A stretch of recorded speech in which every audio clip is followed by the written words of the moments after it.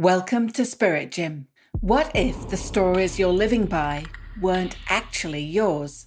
What if the media you consume, the content you scroll through, even the films you love, are shaping your worldview in ways you're not aware of?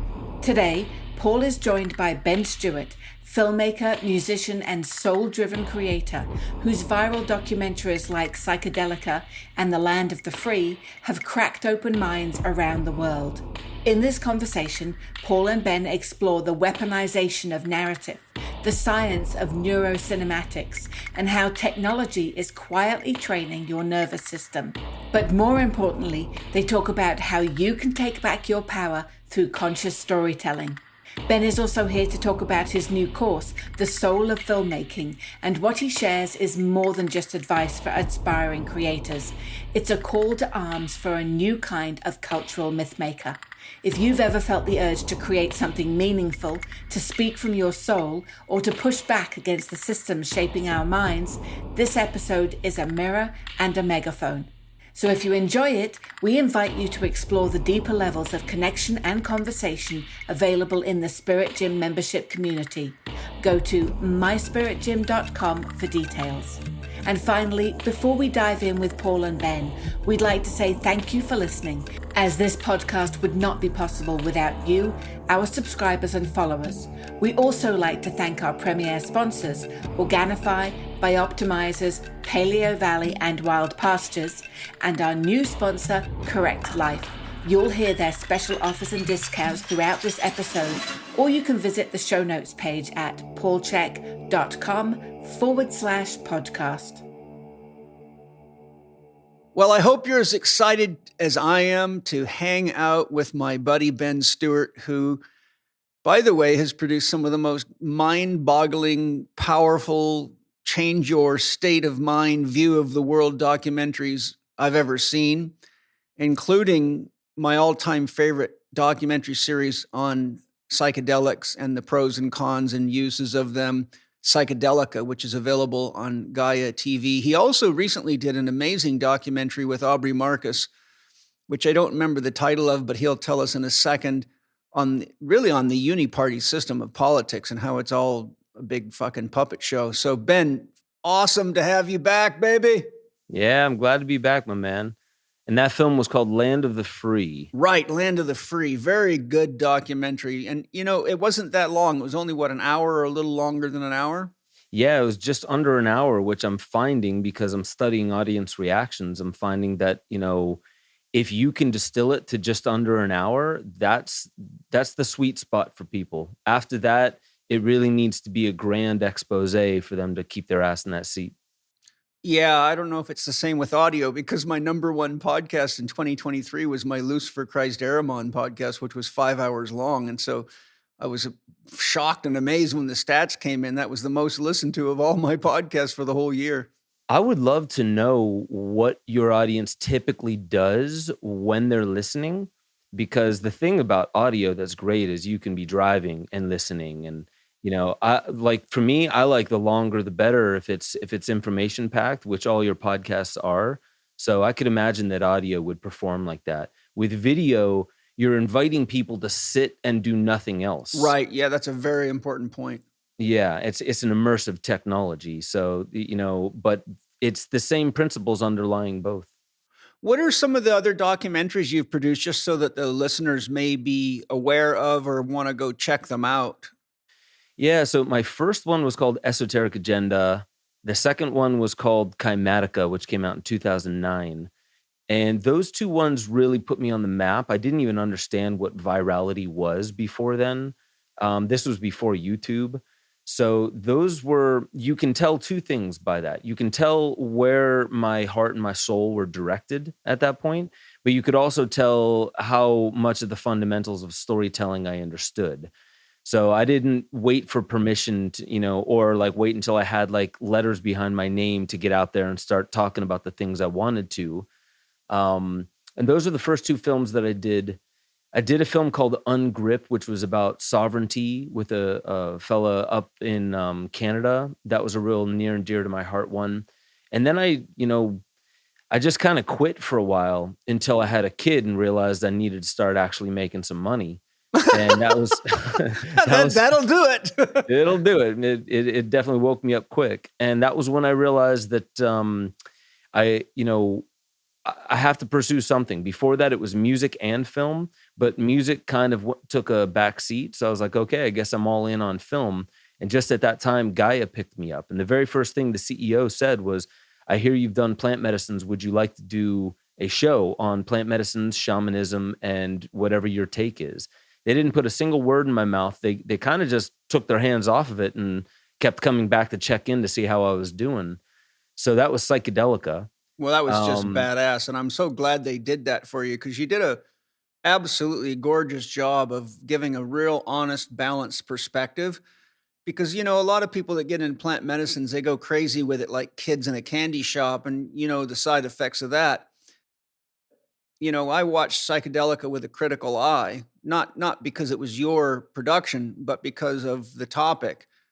And I've recommended that video to countless people, that series, because of the truth in it and the beauty. It's very, very well filmed too.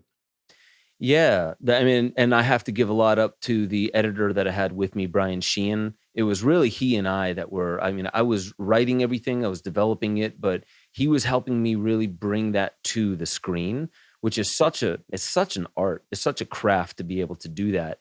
And it's cool to be able to work with other people that he was one of the other people in Gaia that actually had experiences with plant medicine.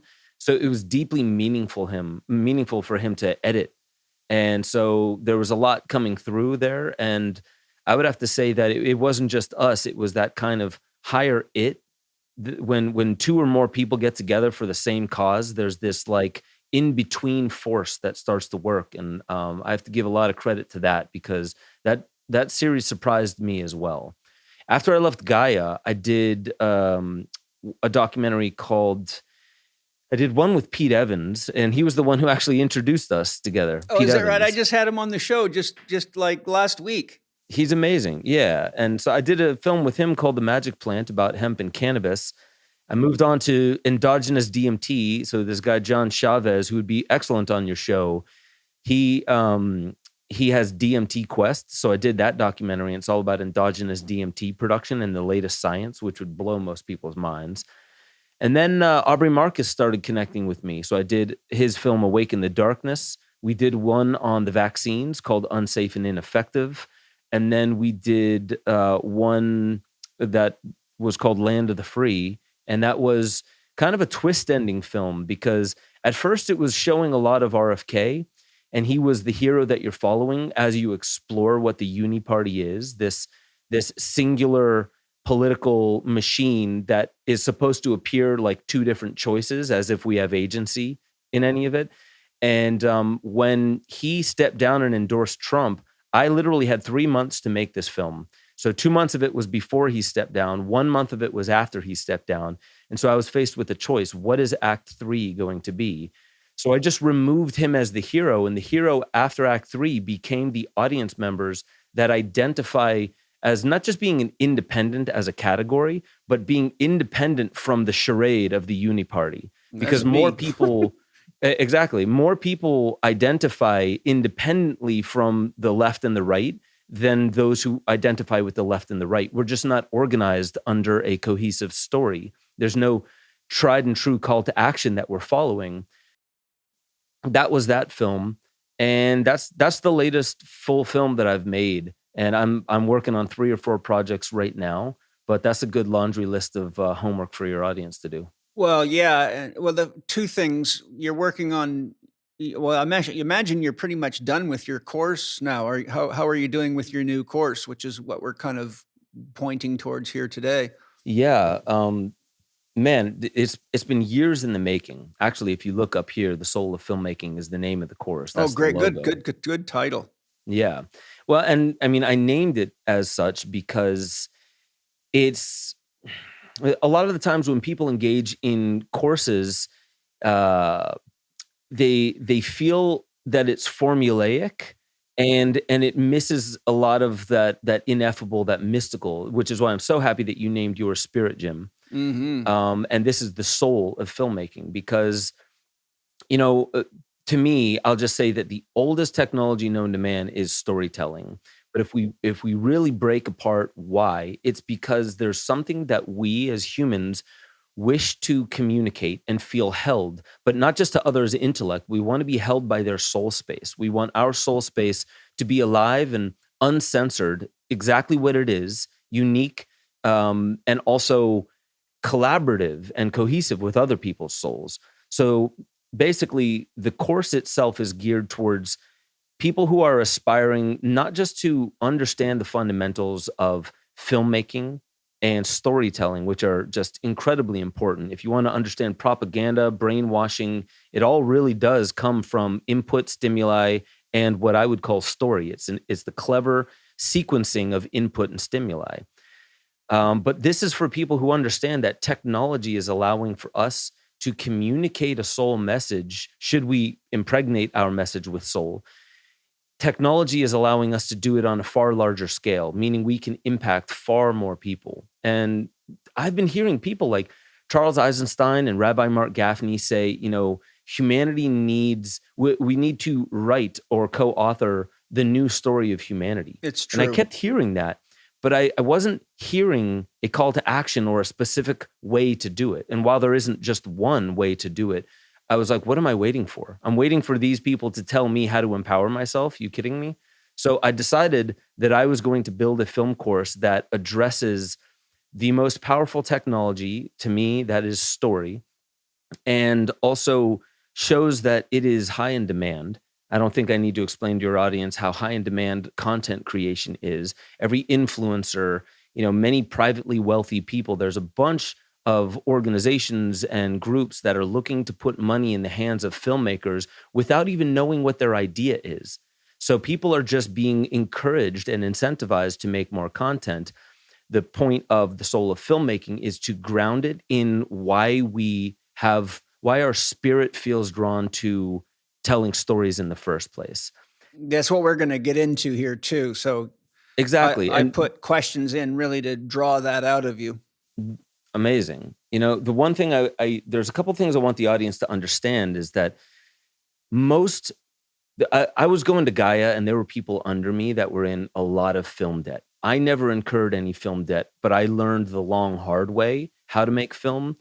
And what I came to realize that it's not all about the skill. It's really about what your soul is trying to say. If it's novel, just look at my first few films. I did not understand the fundamentals, but they went viral because it was right place, right time. The benefits of this film course is that you don't need to spend hundreds of thousands of dollars. You can do it at home remotely. You can do it at your pace. And the things that I didn't have, like a film tribe, which it's another part of what I've built here. Think of a curated environment of aspiring filmmakers from all levels, all different kinds of interests. But when I made my films, I didn't have people to give me film advice. They weren't analyzing story. They were saying, you should have talked about chemtrails. Or my mom would say, it's great, honey. And it's like, I need real feedback. I need real feedback. So that's what the Film Tribe is there to do, is to help a community-driven mechanism for us to refine the process. So we're not just taking an online course. A lot of people, they feel left alone afterwards. Well, this is a community to help guide you through those nuances. And then to make it even better, oftentimes after something like that, people feel like, yeah, that's great. So I really learned storytelling, but I don't know how to plug it into the economy. I don't know how to plug it into the system, as it were. Well, to me, just about 20 years of filmmaking and all the connections that I made in my band before that, that's built towards a community of basically a network of people. They're influencers, private funders, corporations, and just people who want to plug you in. So it's placement opportunities and networking opportunities as well. So it's really from beginning to end. So, just to kind of clarify it, if you want more information, go to souloffilmmaking.com. You'll sign up for the wait list. And when you do that, your audience specifically is going to get an extra $100 off the already $500 discount if you sign up early for the wait list. That's beautiful. That's a great offer. Yeah, and that's for your audience. There will be a window to make sure that you people know that it came from you, so they get that $100 off. You need to put, how did you discover this course? You have to put Paul's information in there. It'll be a selection window. And So what do they put in once- there? Just Paul Chek or Chek? Or? Well, it's going to have options. Did you hear it from this, and your name and your podcast is going to be in there. They won't be able to move on without that. They'll click on that. That's how we know they get $100 off that. And really, I just have to say that my highest aim is this. We are in a world where people have all the solutions at their fingertips, but they don't know how to see it clearly. And I'm trying to inspire people to become the new storytellers that Charles Eisenstein and Mark Gaffney are telling us that we need. So I'm basically just building the boat for us to sail into those waters where we're more empowered. We understand the structure of story. We're less susceptible to propaganda. And we know how to shape culture because culture is already shaping us. Well, that's the beautiful thing about what you're doing is we are desperate for a new cultural myth. We need a new national myth, and we need a new cultural myth. And Joseph Campbell said in an interview with Bill Moyers on his Power of Myth interviews with Joseph Campbell, and Bill Moyers asked him, "What do you think the next myth will be?" And Joseph Campbell said, "I don't know, but I do know one thing. It's going to be Earth-centered." Now, that was, I believe, 1989, that series. Bang on, man. Like, we need an integrative myth so that we begin to worship and love and respect the planet and the ecosystems and each other. I think what you're doing is you're creating the womb where the imaginal cells of the new myth can come and multiply, which is phenomenal. Yeah, myth is such a beautiful way to put it because that's really when you're getting to a level of story. Now, both myth and story, they follow the same story architecture. But the thing about myth is it becomes recursive in society because it echoes in ways that are subconscious to us. Take, for instance, in the West, our Judeo-Christian myths. They live inside even the atheists because the atheists are a composite of the five people that they're closest to, their society, their lineage, their upbringing. We are so entrenched in Judeo-Christian mythology here in the West that we don't even have the eyes to see it. And the point is to bring those subconscious patterns to the light. So that's kind of mixing Joseph Campbell with a little bit of Carl Jung, is to bring the darkness to light so we can address it because there's beauty inside that. And actually, that's why stories and films, they have central conflicts because, I mean, you could imagine you want to watch Lord of the Rings, but what if it starts with Frodo at the edge of Mordor with the ring and he just throws it in? You didn't earn it, but then for 3 long films, everybody's celebrating.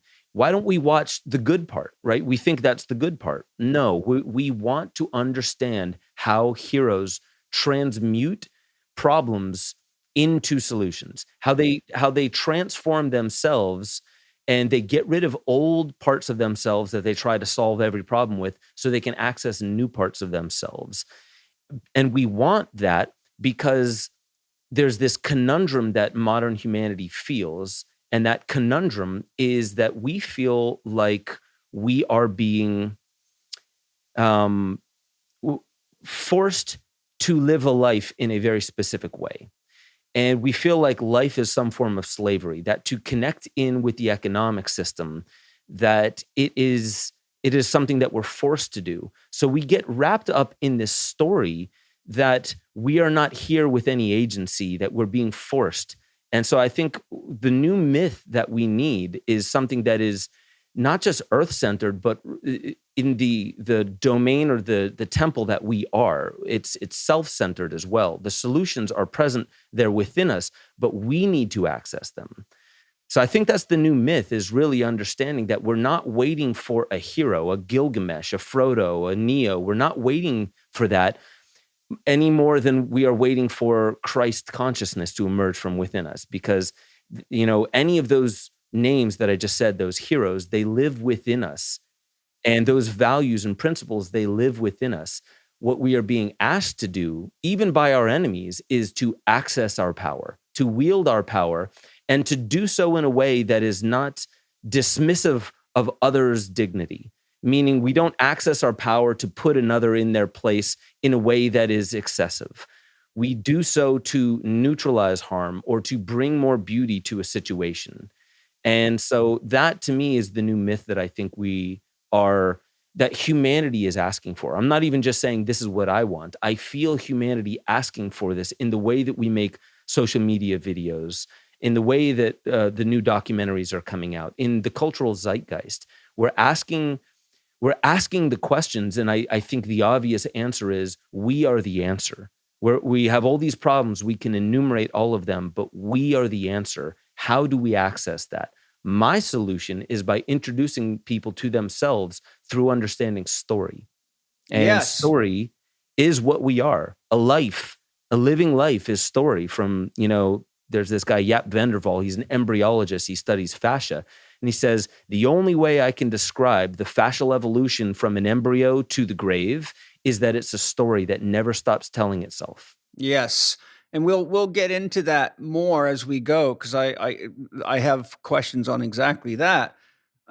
This urge for the new myth and the need for us to do it ourselves and not have a hero. From the beginning of COVID, when people would ask me what was going on, I say we are now in an initiation process that we have unconsciously called upon ourselves. And we must become adults and stop relying on mommy and daddy figures, or we are always going to be under the thumb of tyrannical leaders. And, without a long history of initiation rites, all tribal societies had them to take young boys out of childhood into the responsibilities of adulthood, protecting the tribe and being able to lay their life on the line for the tribe, to sacrifice themselves. And the women's initiation rite was always the challenges of pregnancy, carrying the baby, delivering it, and being a mother. But, in most tribal societies, once you had a baby, you were now a woman.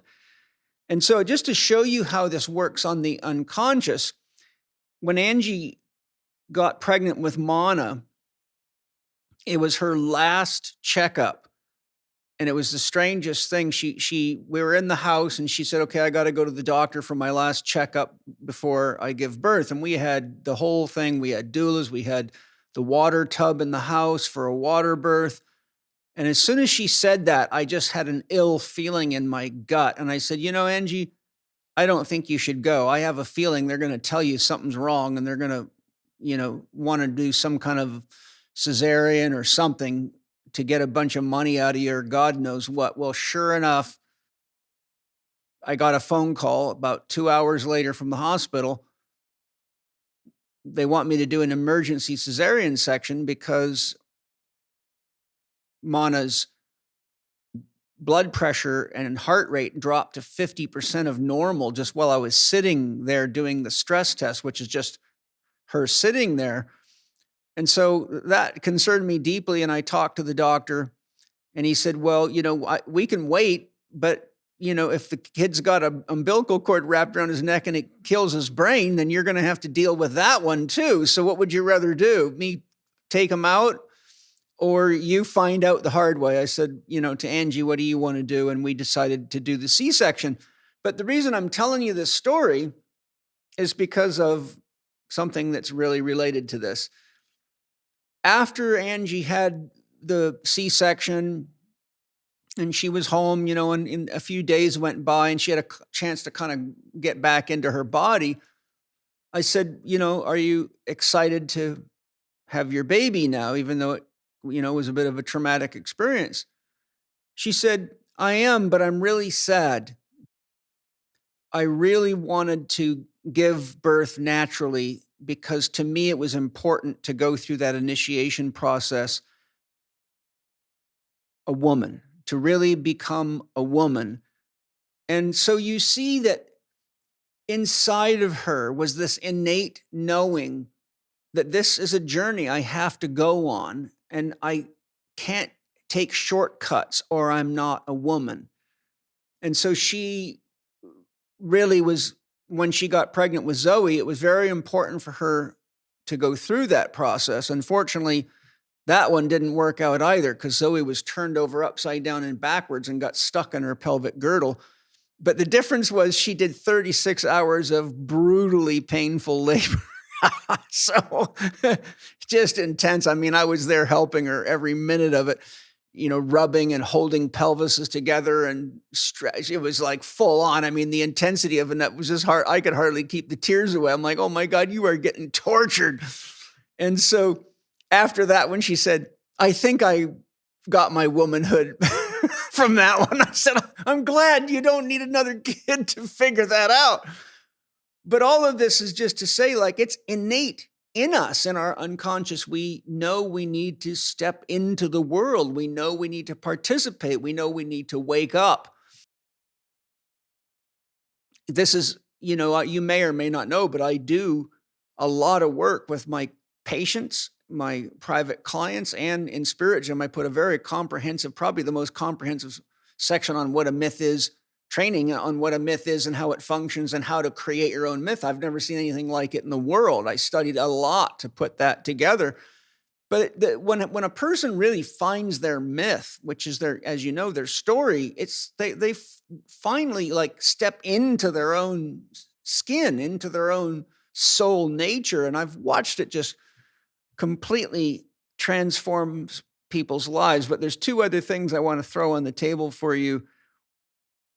What I love that you're doing is you're showing people how to use the very technologies that have been used against us and are used against us to do something creative and positive in the world. And I've been saying for a very long time, do you not realize that the same technologies and the same scientists that are destroying the planet, if used with the intention of healing the planet, would do it very quickly?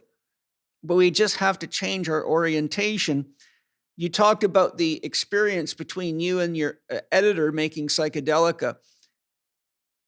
In the Bible, Jesus says, whenever two or more get together in my name, I will be there. Carl Jung calls that, in Jungian psychology, that's called the third. And what Jung describes is when the analyst and the analysand, or the psychologist and the patient, are together, which is true of any two people or more people.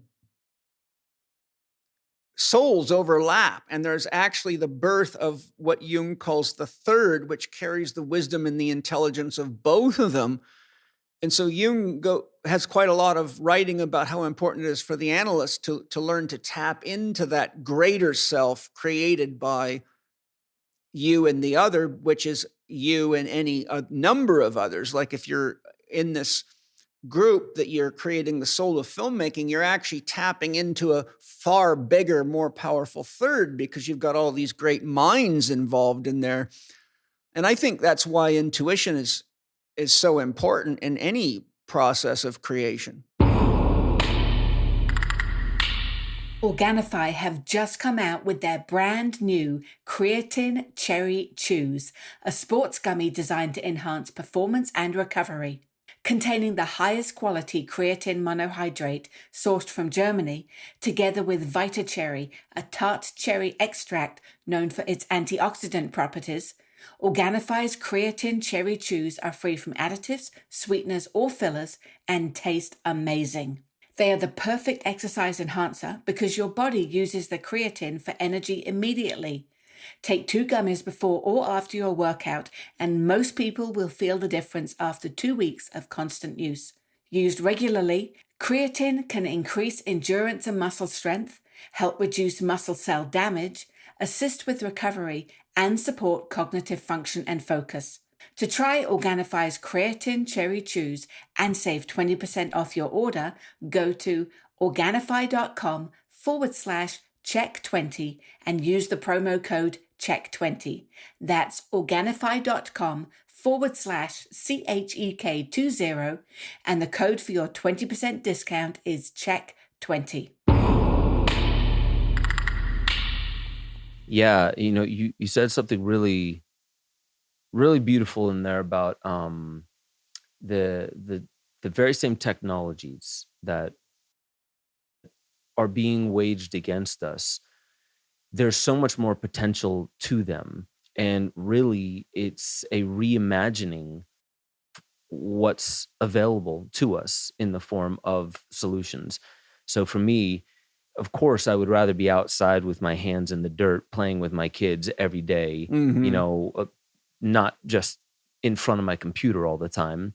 But I do so and I go through such pain willingly because I understand it's not just delayed gratification. I understand that on the other end, what I'm doing is I'm curating. I'm not in the same way a woman is, but I'm giving birth to something that's so tender and dear and near to my heart every time I put out a film, that how can the technology not get a lot of the credit in the way that it not just organizes the story, allows for it to live digitally, distributes it with very low friction.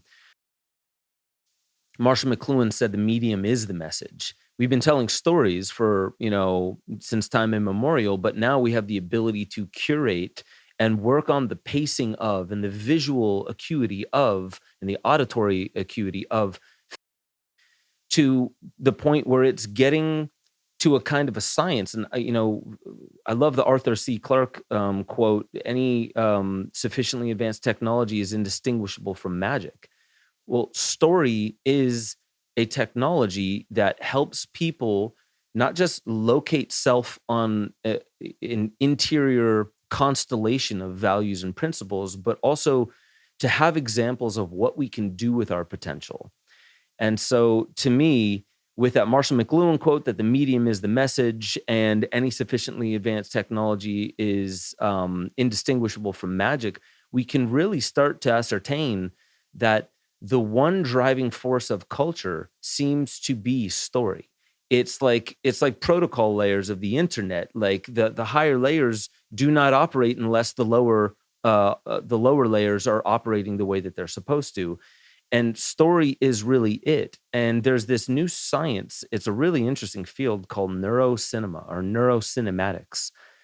And it's brilliant. So what they're doing is they're using fMRIs, EEGs, brain scans, eye tracking, as well as behavioral processing. And they're going to start using, they're not currently doing this en masse, but they're going to start using AI to sort through all the brain imaging and the eye tracking to really find that there is an exact science. I think Alfred Hitchcock said, film creation is an exact science of audience reactions. So if you can take audience reactions, which is usually after you've said something or after you've told a story, you get feedback. But we know with commercials and movies, they have focus groups where they show the audience the film, then they get feedback.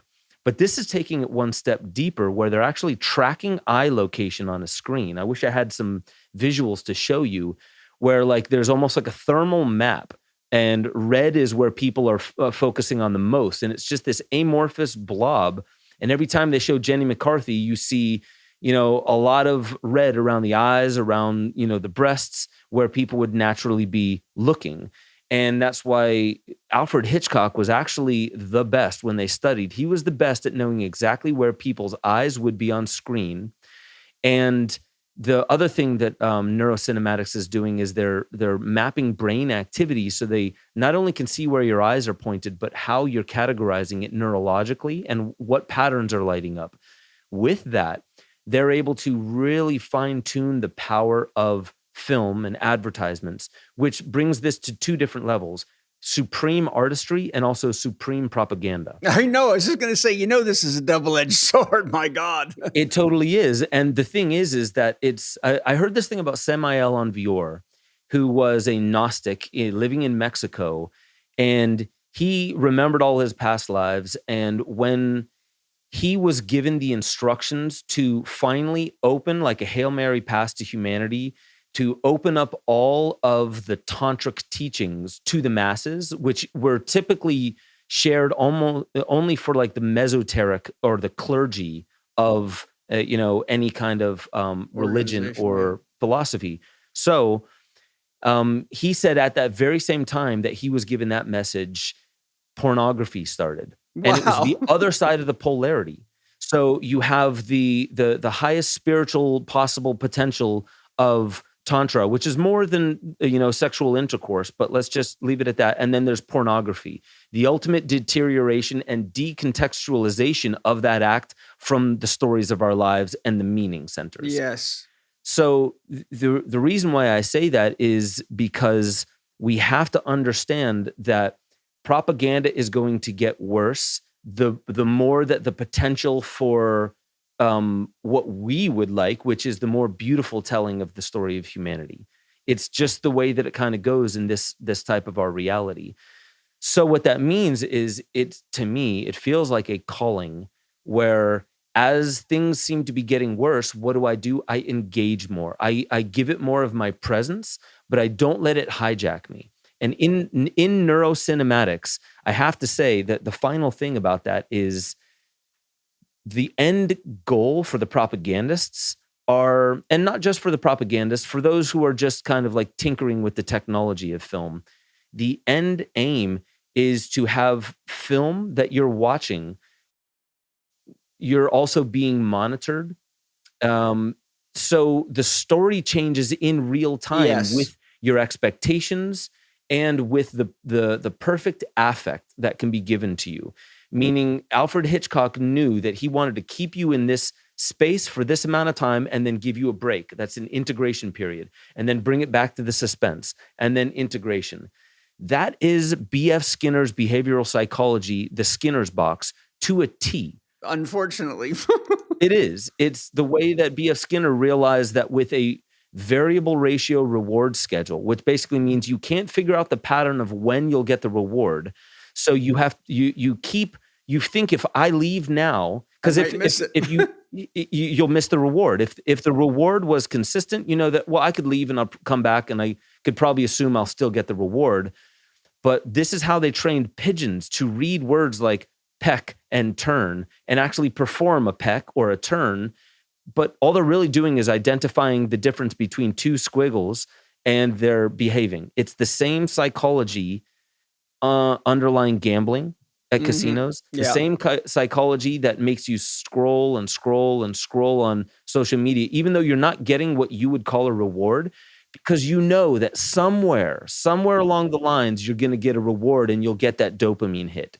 So it's causing people to spend way more time than they normally would performing a repetitive behavior that gives them nothing, and it gives everything away to the algorithm that's monetizing their attention. Foreplay with no orgasm. Exactly. It's all retch and no vomit. Yeah. You know? Now, they already have the technology to do instant monitoring and response, and I'll demonstrate how I know that. Do you know what neural feedback therapy is? Okay, so I would say probably around the year 2004, I was, long story made short, but I've had 6 really bad concussions. One of them racing motocross. I ran into, it was a practice race and I couldn't see due to the dust, and I ran head on at full speed as fast as my motorcycle would go into a pile of logs, because our practice track was on logging roads, and they had come in since we had last been there and cut a bunch of trees down and loaded the logs on the side of the road, but they put them half into the road. And so my buddy who was ahead of me swerved around them, but there was so much dust I couldn't see anything. And I drove full speed into the end of this pile of logs, and it put me into a coma for over 2 days. And I had 6 other concussions racing motocross as well. So I got some brain damage, and I would be on the road lecturing, and I'd be on stage, and all of a sudden I would be completely blank. Like, I couldn't remember what I was lecturing about. I couldn't remember where I was. I would go to hotel rooms and I'd get pissed off because the key wouldn't work, and I'd have to go to the front desk, and they would say, well, what door did you go to? I say, room 306. Well, that's not your room. And I kept forgetting what my room was, thinking it was the key. So one of my patients, who had had a bunch of car accidents and also had brain damage from impact, found out about neurofeedback therapy. She's one of my instructors from England at the time. And it turns out that there were neurofeedback therapy centers here, and I found one right in San Diego. So I went down. Now, this is quite a long time ago, right? This is like, I don't know, it's 2004. This is 25. So this is like, God, 20, almost 20, 21 years ago. And what was it? You sat down, they hooked your brain up to what looks like you do when you do an electroencephalogram. They had to, put sensors on your head. And he did an analysis on me and he said, look, I want to show you something. You've got the classic pattern of a closed head injury. And he showed me every 4 seconds for between a half a second and a second, my brain completely stopped. There was zero activity. It was like it was dead, and then it would turn on. And he said, that's why you keep forgetting things when you're giving lectures, because every 4 seconds, your brain's going blank. And I said, holy shit. So I said, what are we going to do about it? He says, all you got to do is sit in front of this computer. And it was a screen just like I'm looking at right now.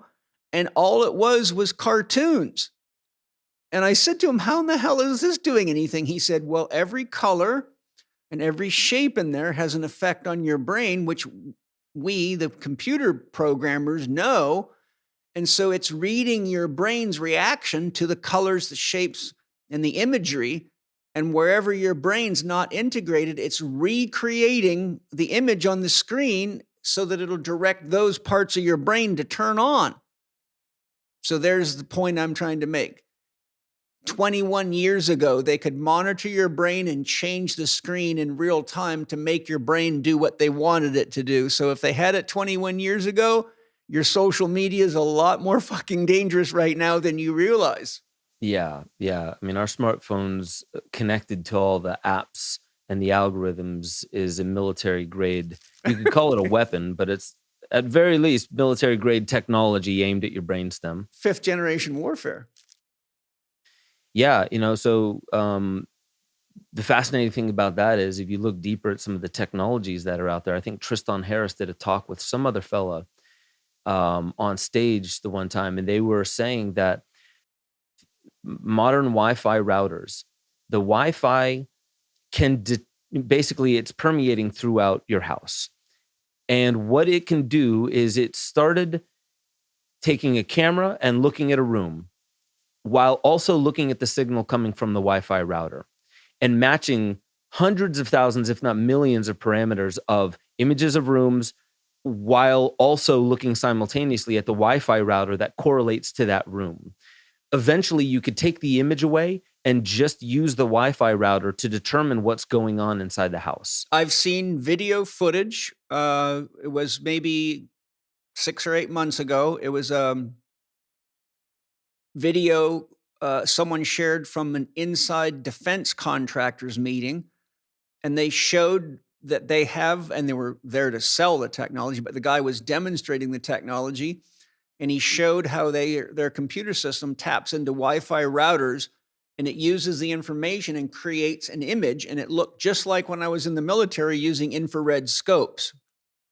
The people weren't perfectly clear, but you could see the shape of their faces and their bodies, but you could see them sitting in the chairs and they're watching television. You could see them moving through the house just like a night scope.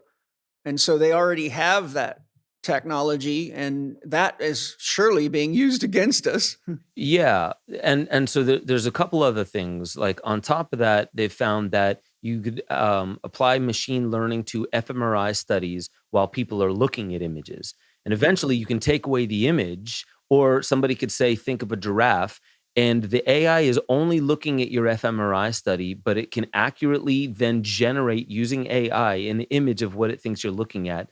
And it's always almost identical.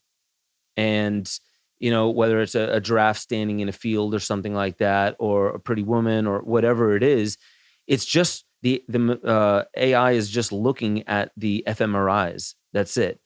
And then the other thing that's pretty fascinating, it was another tech that I was thinking of it as you were talking about that. But I think to kind of like drill this in, the technologies that are already present. Oh, it was a story about repurposing technologies that are already out there. So I just gave you one, which is a Wi-Fi router. You can repurpose that from what people think it's there for to do other things. Do you have to tell the people that you're using it to image their house with your Wi-Fi router? Because the other thing is, there's this guy, Max Little, at Aston University, and he found that most people on the university, they put their phones in their pocket and they walk. So he just took the gyrometer inside the phone that tracks where it is spatially, and it can help track somebody's gait cycle. He found that if you use machine learning to look at that, you can detect whether somebody, far longer than most humans or doctors or physicians, you could just look at their gait cycle and tell whether they have early onset dementia, Parkinson's, Alzheimer's, any of the neurodegenerative diseases. And that is with a technology that's already deployed. It's just a new framing of how to use the data that's coming from it.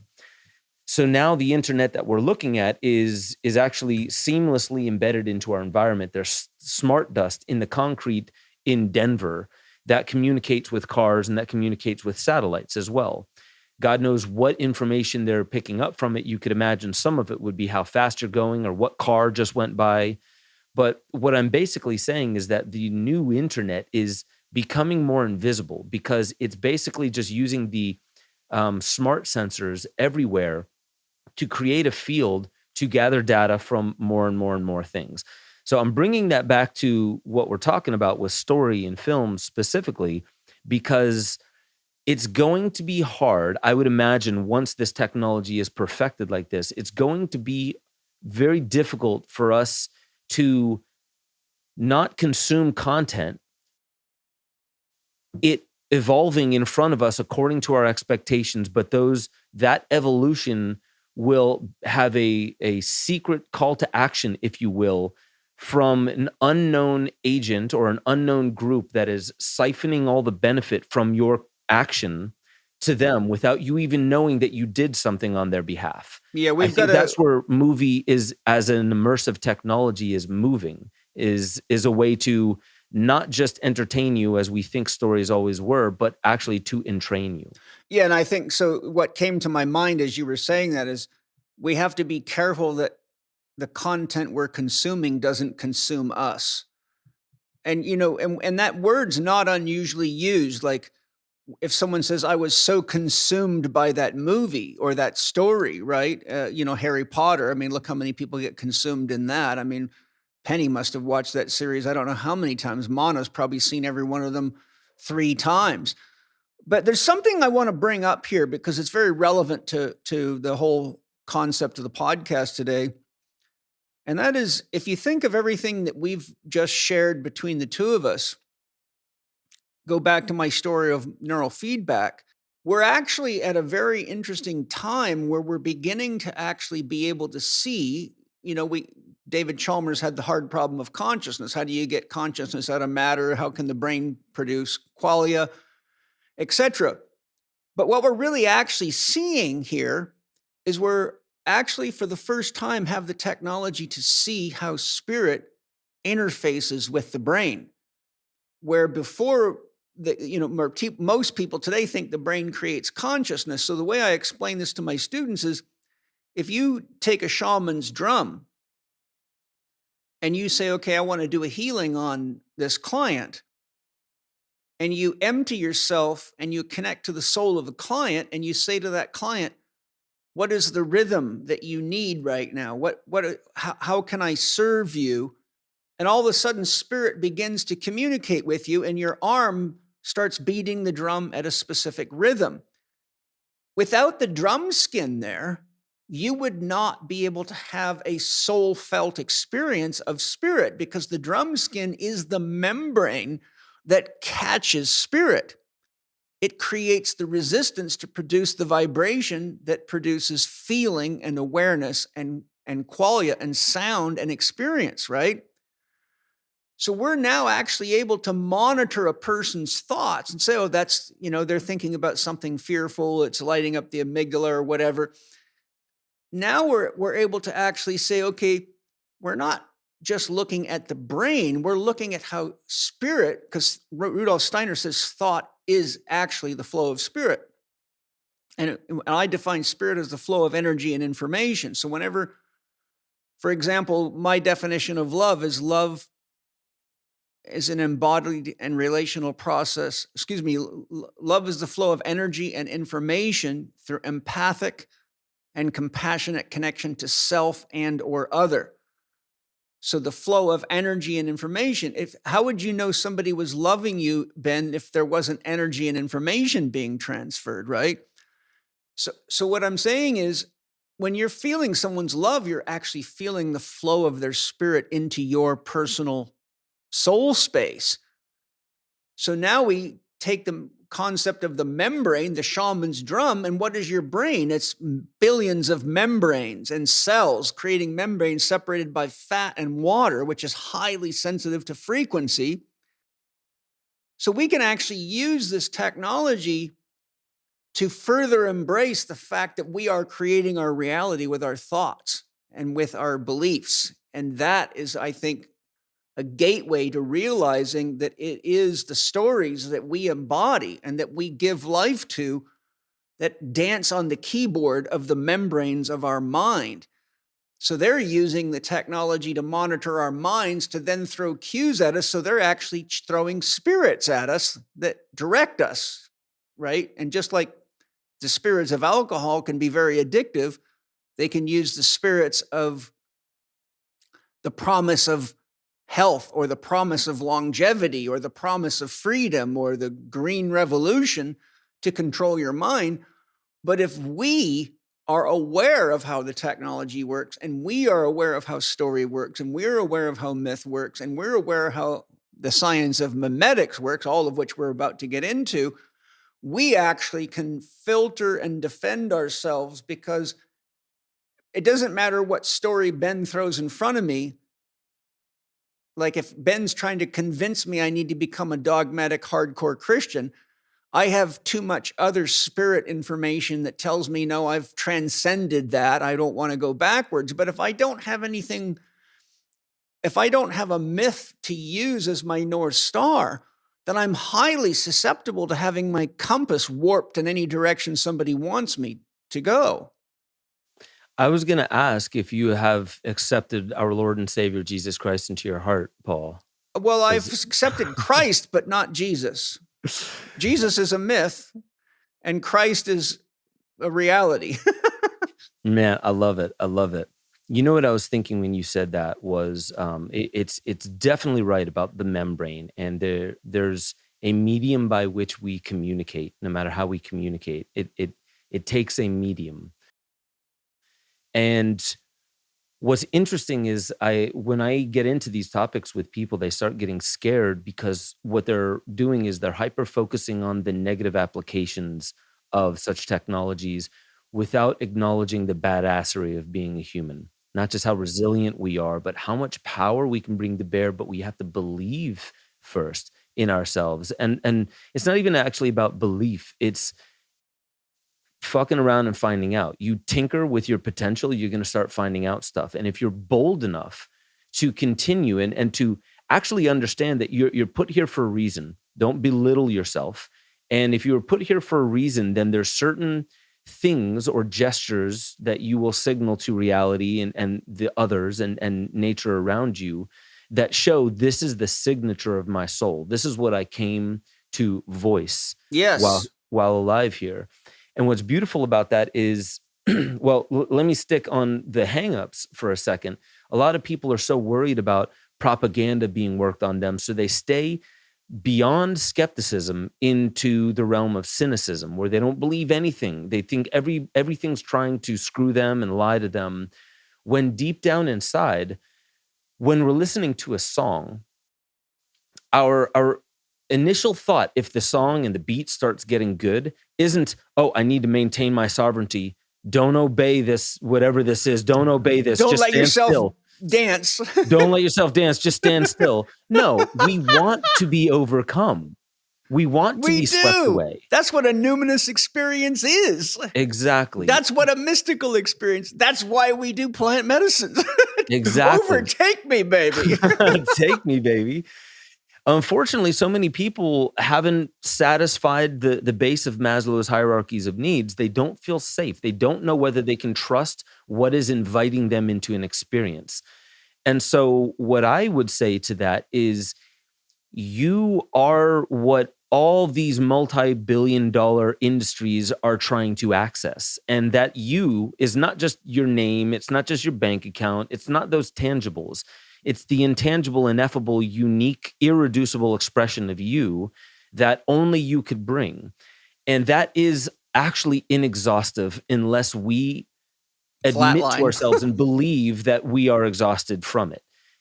So what I'm saying is what I believe we're really looking for is, when I've seen movies that have just blown me away, it was because they used the meeting ground of visuals, symbols, auditory cues, words, and pacing and music. And music in order to develop a curated space that can accurately predict the, almost like the sine wave of what kind of story arc we're going to go through. Me personally, it's a very simple method. And if you look at all my films, they all do the same thing. And I was employing this method before I even understood what I was doing. You start with adrenaline and dopamine. You hook people. You induce those two things. And then at the end of so you have your inciting incident, which incites dopamine and adrenaline. Dopamine brings you towards the goal, it motivates you towards the goal. Adrenaline accelerates you. Then you start tapering off the adrenaline and just a little bit of the dopamine, and you start introducing a drip feed of serotonin and oxytocin, which you oscillate on and off between dopamine and adrenaline and serotonin and oxytocin. And those, serotonin and oxytocin, that's your breather, where you're integrating the previous, dopamine cycle. And then you oscillate those two on the way to the climax. And just like sex, once you get to the climax, you don't just cut it off. No, there's this period afterwards where there's a new normal. And that new normal is the transformed state. So before, where you just couldn't wait, if we're talking about sex, you could not wait to literally be inside one another. And afterwards, that has passed, and you're now basking in the new normal of what the transformation has brought. So if I could just pause you there, the new normal is the conscious awareness of the third we were talking about, right? Good sex dissolves the ego of each of you and you become one together.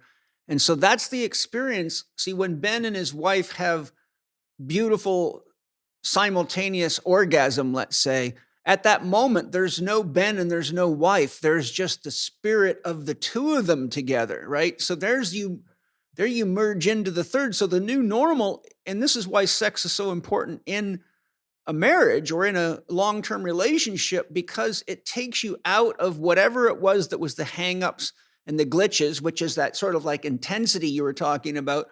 And all of a sudden you're reset and you have a deeper sense of connection to your partner, to your lover, because they're somehow closer to and part of your soul in a way they weren't. That's the beautiful thing, that a good story can bring us into that same sort of reawakening of ourselves as something greater or something more. That's, that I think from the hero's journey perspective, whenever we are inspired to create more from our heart and more from our soul and more of who we really are and share that with the world, that's what I love about your documentaries. I really can feel your passion in it by the sound, the way it all fits together, the message. Like, you're a great narrator too. You've narrated most of your own films that I've seen. So it's your voice under there, and you're using your voice like it reminds me of listening to Penny tell the kids bedtime stories, how they get so terribly engrossed because the voice is such a powerful instrument of creating fluctuations and creating emotion and creating depth and perception. And so I've always felt your soul in your documentaries because I'm very sensitive to soul.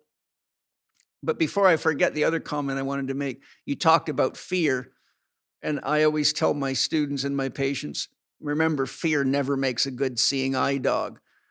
And so when you're watching social media and you find yourself getting afraid, that's when you got to step back and say, wait a minute, I need to take this objectively and just say, look at it. What's the message? How does it relate to my life?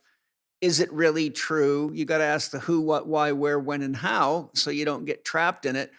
Otherwise, we end up just being led around by, Skinner's or Pavlov's, dog type reflexes. They got us right by the autonomic nervous system.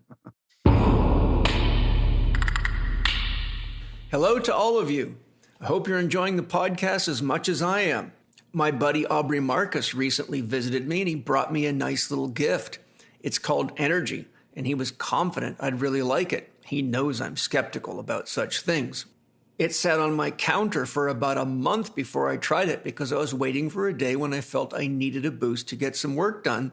Well, that day finally came. I'd been working long hours and not getting enough sleep, but needed to conduct a 3-hour Sangha with my Spirit Gym community members.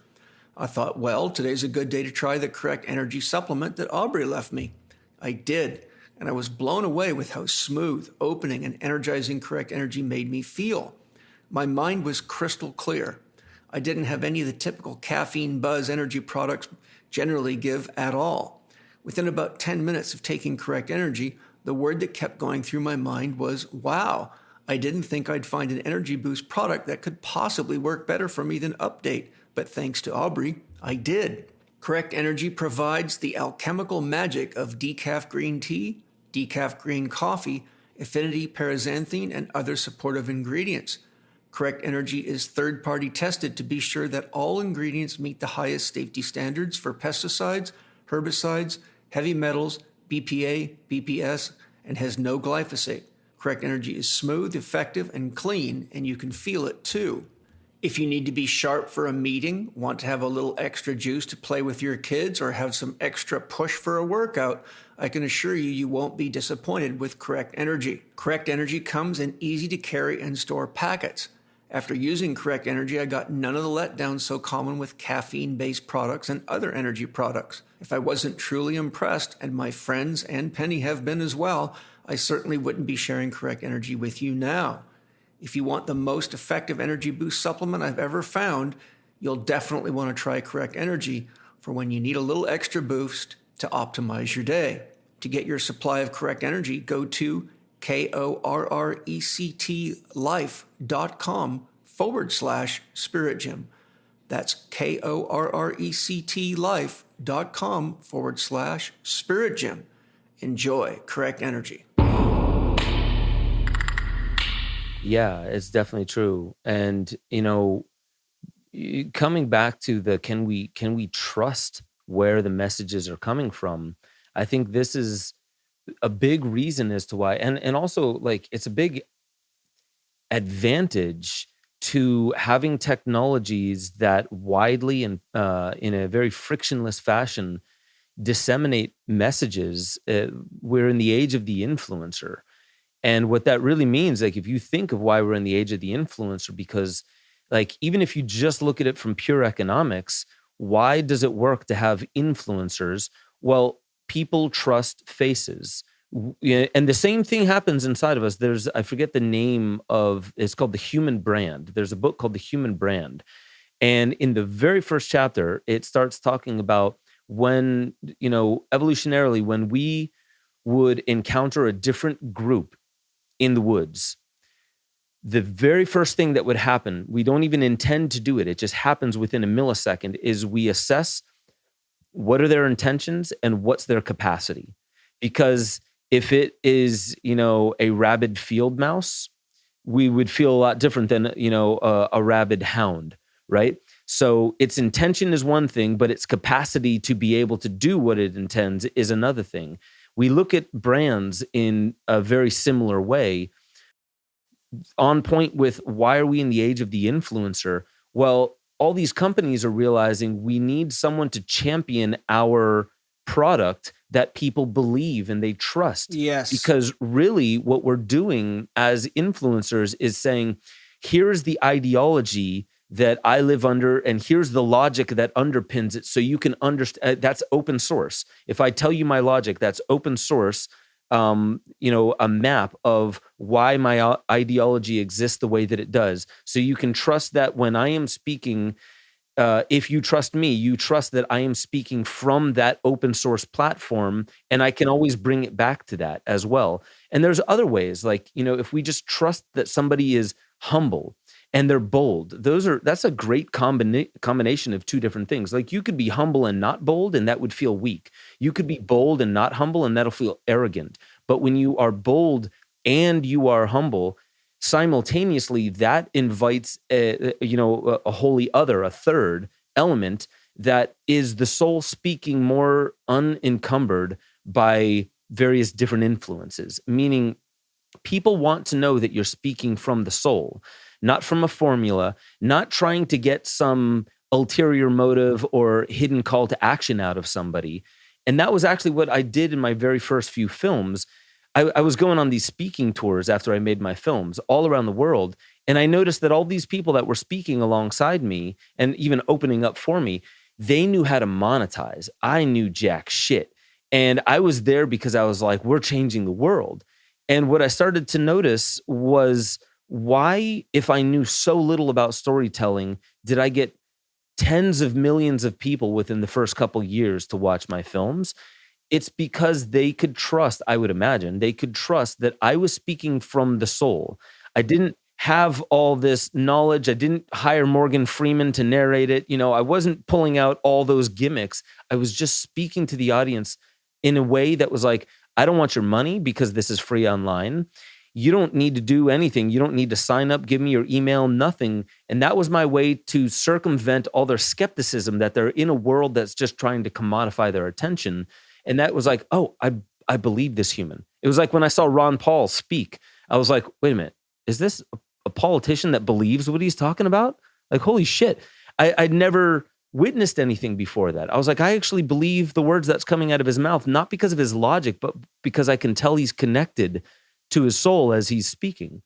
So the reason why I say this is because when we start to believe the stories of society, and that we're 1 in 8 billion and we don't really matter all that much, and if you were dealt this hand, good luck trying to get ahead in life, we actually are we're using our superpower to diminish ourselves, and we hand over authorship of our story to society at large. And society is simply, it's without a brain, if you will.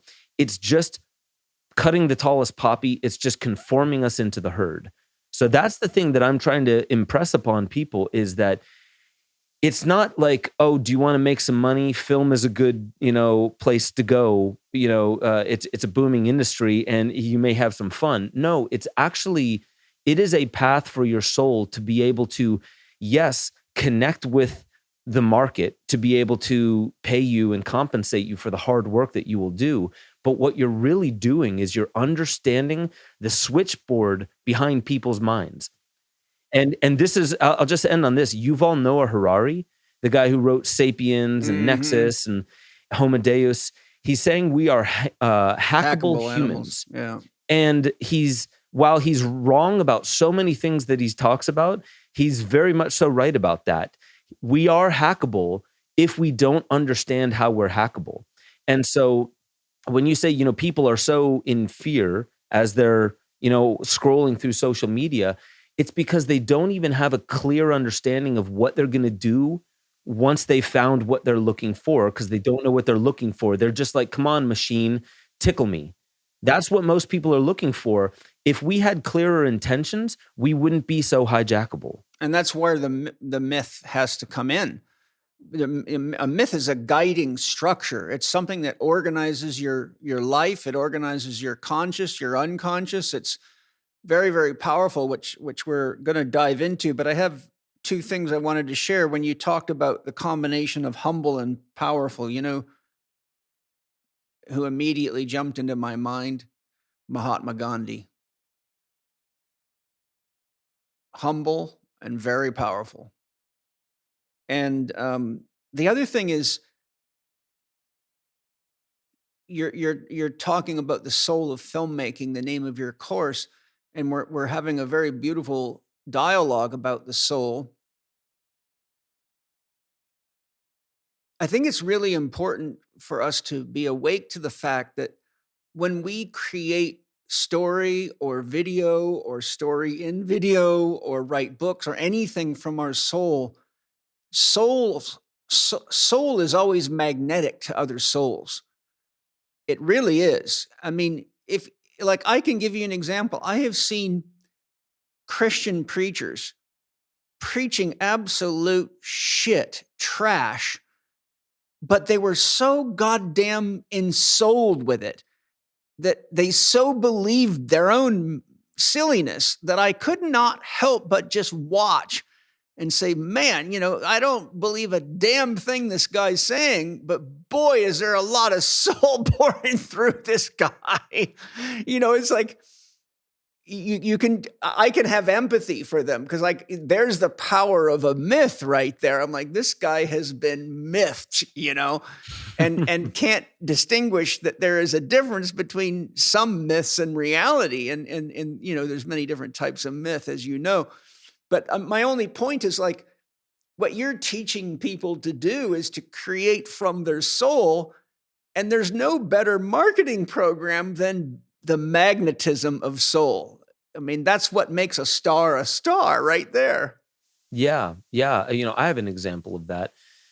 I noticed very early on, Peter Joseph was the guy who made a film called Zeitgeist. Oh, I love that. Yeah. Right. And the reason why I loved it, that was the film that turned me into a filmmaker.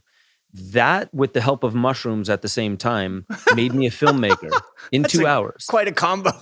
It's quite a combo. And it worked. And I mean, the thing that I noticed, though, was that his soul was present. He didn't have to have every detail right. I didn't agree with everything he said. But the thing was, I knew where his intentions were aimed. Yes. And I was like, I like it. I don't have to agree with everything. And what I noticed was that soul was magnetic to so many people from around the world that every time I went to one, there was thousands of people in New York that showed up to a talk with him and Jacques Fresco. And the thing was that a lot of these people that were there, I interviewed some and I just talked to others. And I found out that they don't 100% believe everything that Peter Joseph says and believe, but they follow him because of some intangible X factor. Soul. And what I realized is exactly. So if he didn't have that element, I mean, imagine there are some people that when they speak, they are right on the money, but I cannot stand the way they say it. And I would not show up at their talks. So being right is one thing, but being right on with the soul is another. And so those are two dials that are very important to distinguish between, because if you were to take a look at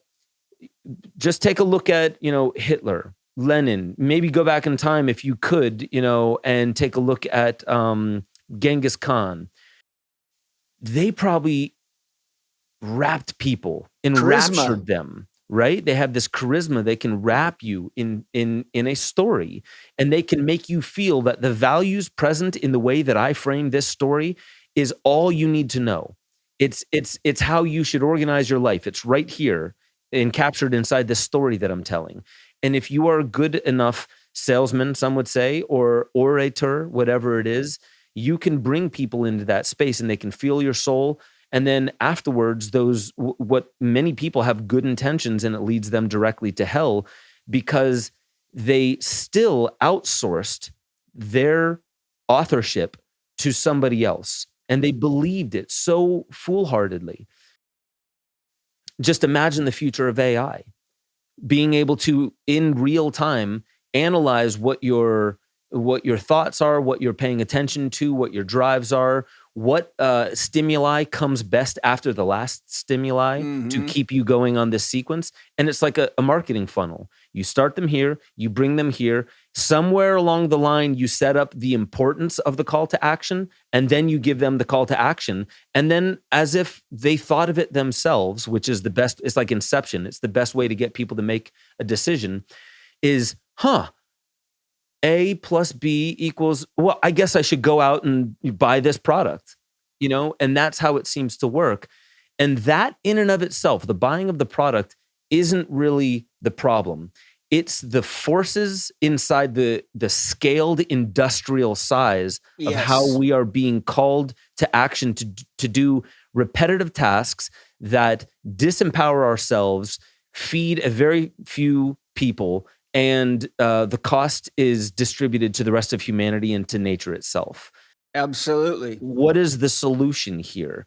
It cannot be anything other than self-empowerment, but that has to be with the help of the community. And that's why in my course, there's the course itself, that's the wisdom, and then there's the community to help, in a sense, drive that wisdom to the psychological root of each and every one of us individually. And then there's the ability to plug that into the marketplace where it can use the greatest efficient technologies to bring it to the masses. So to me, this is what I've built with the soul of filmmaking, in my humble opinion, is a technology to bring people to their own art for art's sake. Because we've been talking about propaganda and art for a while. The difference, and really the only difference, is propaganda has a hidden call to action that you are supposed to be blind towards. You're supposed to perform the action, but you're supposed to be blind to who benefits from that action. Art for art's sake, like when I put out my films, I didn't really give many people a way to send me money or a way to give me fame and adulation. I didn't give them those mechanisms. And I think that's actually why they trusted it enough to share it so virally that it blew all my expectations out of the water, because they wanted to be able to trust what they were going to give themselves over. Like that song, that beat, that was like, nope, don't dance, just stand there. They want to be able to trust the melody. They want to be able to trust the rhythm. So to me, building this course, building the film tribe, and also allowing for the placement and the networking is the way that I can contribute better than just making film after film, story after story. It's to, in a sense, teach a man to fish rather than just to give them fish. Teach them how to solve their own problems and teach them how to identify self and empower self in the face of no matter what the resistance is, rather than hyper-focus on the exterior resistance, focus on what you can bring to the table. And it seems like the illusions disappear in front of us. When we empower ourselves, the things that we were afraid of seem to disappear. Yeah, I think when we are empowered from the heart with motive and a sense of direction, our orientation is to project our story, in this sense, or our intention, outward. But if someone lacks that soul motive, then their polarities are reversed. They're absorbing. It's because they're kind of like a lost person in the forest, just looking for any clue that might take them to safety or to water or to shelter or to other people, right? But when like when you outline a documentary and you in your heart know, like producing psychedelic, I really want people to know the truth, the power, the good, the beauty, but also the danger of these medicines. And it's very important to me. Once you have the story built, then your orientation is to, and when I say built, I mean the storyline, like the written story, if we will. Mm-hmm. The outline, yeah. The outline. But then when you turn on the gestation process and you're building it in the womb, it wouldn't matter what video I threw in front of you, because your soul is outwardly directed and it's got a direction, it's got momentum. Everything else just gets pushed out of the way. It's inconsequential. It's secondary, right? You're giving birth. It would be like someone saying, it'd be like saying to a woman that's pregnant, "Hey, would you like to come over tonight and, do some crack cocaine. Now, there might have been a time in her life when that was okay, but once she's oriented towards the importance of nurturing life in herself, she can filter out what's anti-life and what's pro-life because that's a biological imperative. It's called having instincts, right? And I think that when we are soul engaged, we have our own inherent defense mechanisms against things that oppose staying in that state, because wouldn't you agree, that's when you're really the most alive? Yeah. And what you're referring to is when we are connected to, it's not static. It acts in this world and it's got telos. It's got this Agency. intelligent directionality that we don't have to think. We don't have to overthink. We need to listen. And when we listen for that, what is the soul beckoning us to do? We don't always have a clear picture of it, but I will say the best practice is if you're not sure, but you know you're connecting to soul, but you're not sure what it's telling you to do, that's when you start fucking around so you can find out. You tinker, you play, you try things, you fail. You get okay with, failure is only if I give up on the ultimate direction, on the ultimate path. Everything else is just learning.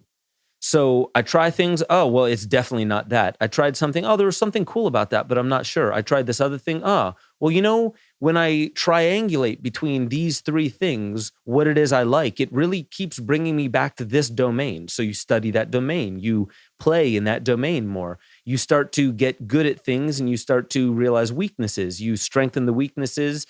You bolster a corpus of wisdom within that domain. And then all of a sudden you realize, holy shit, now I realize what path I've been on all this time. I had an inkling, I had a sense when I started, but I didn't know what I was even doing. Like with filmmaking, I had no idea I was headed here. Now that I'm here, I'm like, oh, this makes perfect sense. I know exactly why I ended up here. I can now trace it regressively all the way back to writing poetry when I was a young kid.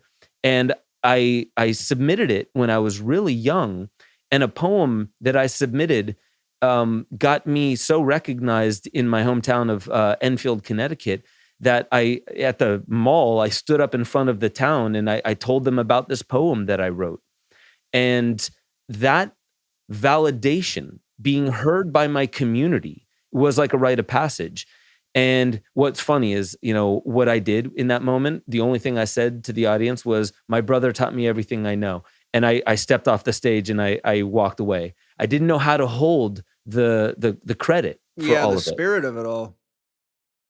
Because I was seen and validated as having done something beautiful with words, I stuck with it. And then eventually I added music to it. I was a singer-songwriter in a band called Hyrosonic. We played Lollapalooza. We were opening for Jane's Addiction, Three Doors Down, Audio Slave, A Perfect Circle, Incubus, you name it. And that was the next iteration of my poetry. I was adding a different dimension of intelligence and communication to it. Then what's the next obvious evolution from that is music videos, adding video to that. But then eventually it's like, if I talk, I can get more logical messages across too, and that's documentaries. So then from there, I'm like, I've learned all this wisdom, but I want the world to transform in the same way that this craft has transformed me. So I open it up to others to engage with it. I can look back and I'm like, I totally get how I got here now. But back then, I didn't know what the hell I was doing. And I was really worried that I was wandering around aimlessly. The only thing I didn't do was give up hope that there's a reason. I am on a path. And I feel it. I know it. I'm connected to it. Just keep going. I never quit. That's how I got here. So when people disempower themselves, like, oh, I could never do that. Making film, that's a whole craft. It's a whole skill. I knew nothing about it when I started. The thing that we have to do first is empower ourselves. And that's why I'll be getting on the phone with people and kind of curating what is this film tribe going to look like, because you have to prove to me that you believe in yourself before I invite you into this space where we all believe it into existence, where good film and really impactful stories are coming through this group on the daily. That's my dream. And I know how I got here. I didn't quit, and I listened to my soul. There's three, what you've brought up in me to share is that there's three psychological essentials. Remember, psyche is soul. So there's three soul essentials in Jungian psychology: individuation, which means to learn to integrate the conscious with the unconscious and take responsibility for yourself as an adult. So we're all on that journey, because if you don't succeed in that, then the technology will rob you, right? If you don't learn to listen to your own unconscious and have a relationship with it, because the unconscious, as you know, is so much more vast than the conscious mind. It's a joke.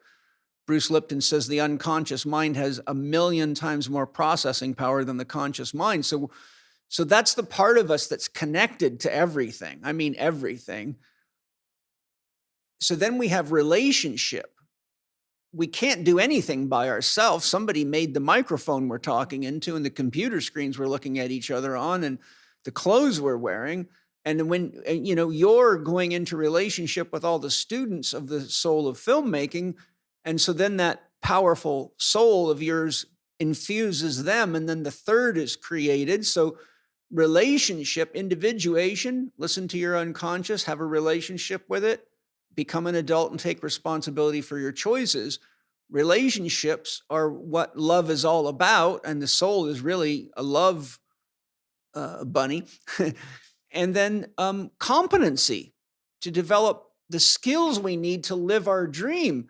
And so all that you were just talking about how you went from this to that, to poetry, to music, to filmmaking, and then this part of filmmaking, that's the foreplay that leads to the competency and builds the relationships and puts us in checkmate now and then, where we've got to sit still and say, okay, what is it that I'm really trying to say here? What is it that I really want to give to people? Really, what you've been describing and that we've been talking about now is the process of us individuating, stepping into our dream, into our authentic expression of what moves us and that we want to help other people experience, know, and understand, which requires relationships. And so the flirtation of something's drawing me to this, something's drawing, that is this unconscious saying, look here, look here. Arnold Mindell literally calls flirtation. It's the foreplay of love, and it is what Mark Goffney calls allurement. We're being allured into our greatest potential. And I think it's such a beautiful and important path, because the difference between going to a typical film school or going to any school is you're being told what to think, how to think, and what to do. But what you're inviting people to do is to really grow in their soul as a process of encapsulating and expressing the soul of a topic, or the soul of an event, or the soul of the circumstances of the world. And that there's the relationship factor, right? And that, when you go on the hero's journey, you have to meet the mentor, because you got to come to an ordeal that takes you beyond yourself. And so lo and behold, those that are ready to learn to really create stories and videos with soul meet their mentor, who's obviously very skilled, or I wouldn't be talking about this with you right now. As much as I love you, we would be talking about something that you do have mastery of, but you do have mastery of filmmaking. So what a great gift for people to know that the mentor is waiting for them. I think that's so important, because there's a big difference in a mentor that's teaching you how to step into yourself and your authentic creativity. Another one saying, like, a good example is how many people come to my mandala workshops, or I do art therapy exercises in therapy, just absolutely are frightened to death to draw or paint anything. And 9 times out of 10, I say, where did that fear come from? Because the child in you loves to paint, loves to draw, loves to create. And almost every time, well, when I was in art class, my teacher told me that I was shitty at making faces, or that I really wasn't cut out to be an artist. And it wounded the poor little soul. And My God, I had a guy one time, a 50-year-old man, cry for 4 hours in one of my workshops. And I had to sit down with him and really connect to him and pour some love into him to get him to put his first mark on the page, because he had so been chastised as a child because he liked to doodle and draw, but his parents criticized him for it all the time. What a great gift you're offering. And that brings me right to a big question. Generally speaking, the word myth is synonymous with story. James Carse, who is one of the most amazing people I've ever studied, whose books are, as you know, Finite and Infinite Games is a very powerful book. His book, what's his other one that really blew my mind? It was a book on religion and belief. But anyhow, I won't go into that too much. But really, James Carse, who was an expert in theology, philosophy, and mythology, and I asked him in my podcast, what is a myth? And he said, Paul, a myth is a story that tells itself. One statement from him left me in a state of deep meditation. And I literally went and sat down with my soul and I said, if life is the story, then I need you to tell me who is telling it. And so, the reductio ad absurdum became God. But for most, the definition of myth is so elusive, they don't grasp the profound mystery being conveyed. So my question for you, Ben, is how important is it to understand myth as a film producer, story writer? And what's the difference between a story and a story that tells itself? Because there's a lot of stories that you hear them, you read them, you can't even remember them. But there's, like there are certain stories that I will never forget because there is a mythological power in them that literally, like a successful meme, it keeps wanting to tell itself. Whether you're a fitness professional, healthcare specialist, or just a regular human being, I'm sure you've seen this. Someone who seems to be training hard and eating right, and yet they still can't shift those excess pounds, build muscle, or make progress on their health goals. It's like they're trapped in a hamster's wheel, running on the spot and getting nowhere, stuck in their stress, pain, and bewilderment about why they're not getting the results they think they should. The problem? Most people are only considering one or two aspects of health and wellness, and yet the human body is a complex system of systems. That's why the Chek Institute created the Chek Academy, a complete education in holistic health, exercise, and lifestyle coaching. If you're ready to make the leap into a new career, or perhaps seeking more advanced skills to enhance your current work, the Chek Academy is the path. In year 1, you'll go deep into holistic lifestyle coaching level 1, integrated movement science level 1, our new scientific core conditioning course, and much more, learning how to really help yourself and others thrive. You can study from your own home or join the Chek faculty at locations around the world for a combination of online and in-person courses. Enrollment is open now, but spaces are limited and the spots do fill up quickly. Head to chek.group/Chek Academy and submit your application before September the 30th. That's chek.group/CHEK Academy. Yeah, that's such a good question. I mean, for me, in that respect, there's lowercase s story. That's any story that you could tell, from the awful, from the senseless, all the way to the best ones, which I would say are mythology. The reason why I would say that, story and myth, like if there's a distinction between them, often encapsulates culture and how a culture's consciousness seems to operate. And what we find important, like all myth is impregnated with values and they circle around values. Yes. A good myth is usually connected to culture, whereas an important and valuable, let's say, wives' tale or a story, such as The Boy Who Cried Wolf. There's still value in them. It just doesn't seem to encapsulate a certain culture so much. I will say this about The Boy Who Cried Wolf. Doesn't have to have happened at all, right? There doesn't have needed to be a boy who actually got eaten by a wolf.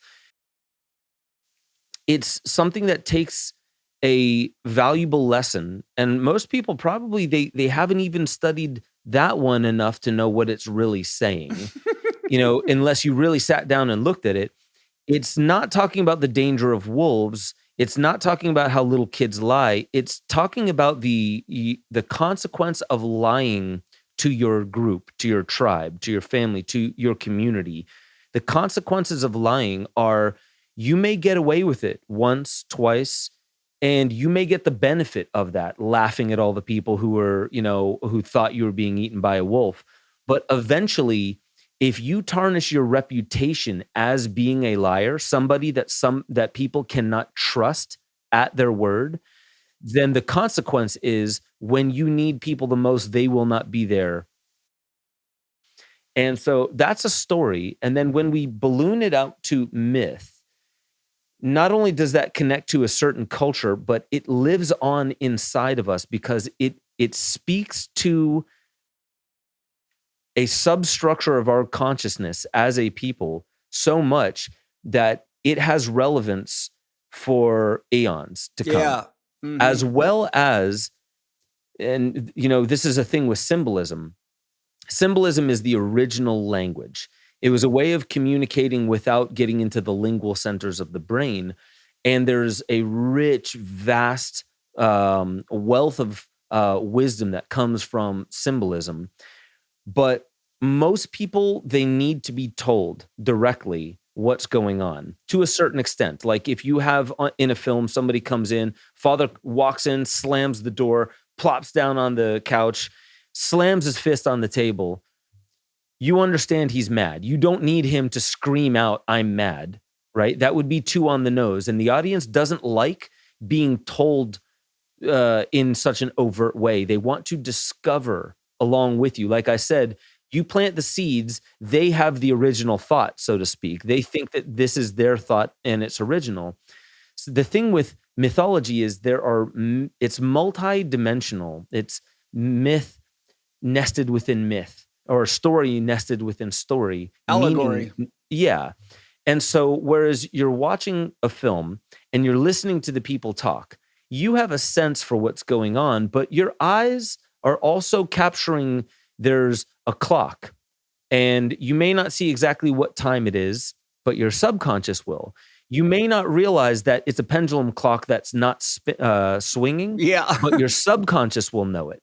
And then later on in the film, you hear the ticking of a pendulum clock, and your subconscious mind knows, okay, wait a minute, there was a pendulum clock that wasn't ticking, and that was when there was all these problems. Now all of a sudden there's a ticking clock, time is moving. They start to add interpretation on a subconscious level with the metaphor. And what you're doing to their consciousness is you're keeping a part of their consciousness entertained with the flashy stuff. Like think of Fight Club. It was sexy, it was macho, it was masculine. But if you dig down beneath all the fighting and all the swearing and all the guys with their shirts off, what you're going to find is kind of almost like a Buddhist style philosophy underpinning the entire story. And so the reason why that's important is if you can engage several different dimensions of people's consciousness at once in a correlated way. Yeah, so it's moving towards a realization. They feel the richness. The audience understands there's richness here. I could watch it over and over again and still find more, and then still find more. That's because story is meant to model reality. If it's too superficial or one-dimensional, people are like, it's like telling a corny joke. I could see where it was going beforehand. It didn't do anything to me. You have to wow me. Show me that this sufficiently advanced technology of your story is like magic. I want it to wow me. I know you just told me a story. I know there's a science underpinning it, like David Blaine doing one of his tricks. I know there's a science to it. There's an explanation. but it was done so well, executed so well, that I'm just left in awe. And I love that feeling. I love that I couldn't figure out how you just did that, how your story just put me into that space by exceeding my expectations as well. So we have the ability and the power to do that. And mythology are examples of the past in how stories were told with such multidimensional meaning, getting really to the heart of what a culture and what a time period is about, that they live on for thousands of years. Like I said, we in the West still have Judeo-Christian myth shaping our reality and shaping a lot of our decision making without us even knowing about it. That's the power of myth.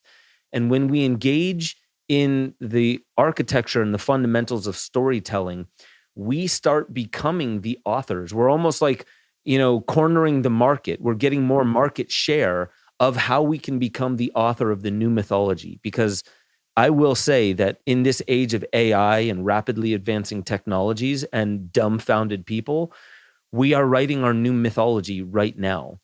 Well, somebody is. Somebody is, but we can engage with it. And therein lies the entire reason I made this the soul of filmmaking, is because I want to empower people to get involved in the myth of our time. Because if we don't write it, a small cohort will write it, and you can guarantee that it will be laden with propaganda, meaning there's a hidden call to action that we will not benefit from unless we begin authoring this new mythology. We've had several hundred years of proof of that. There's a couple of things that came up in me as you were sharing there. And I think what makes myth so powerful is that we are inherently seeing ourselves in the story. Like if you read a story about how Jane does her laundry, there's not really any awakening there.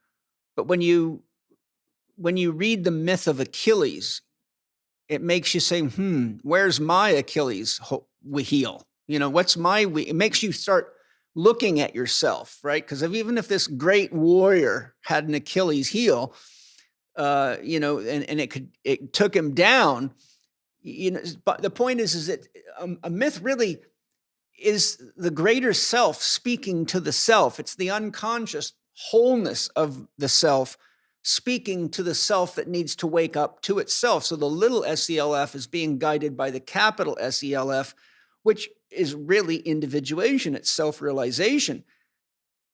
Just to loop back, the boy who cried wolf, you said many people don't really get the true message of the story. Well, what rose up in me as the true message is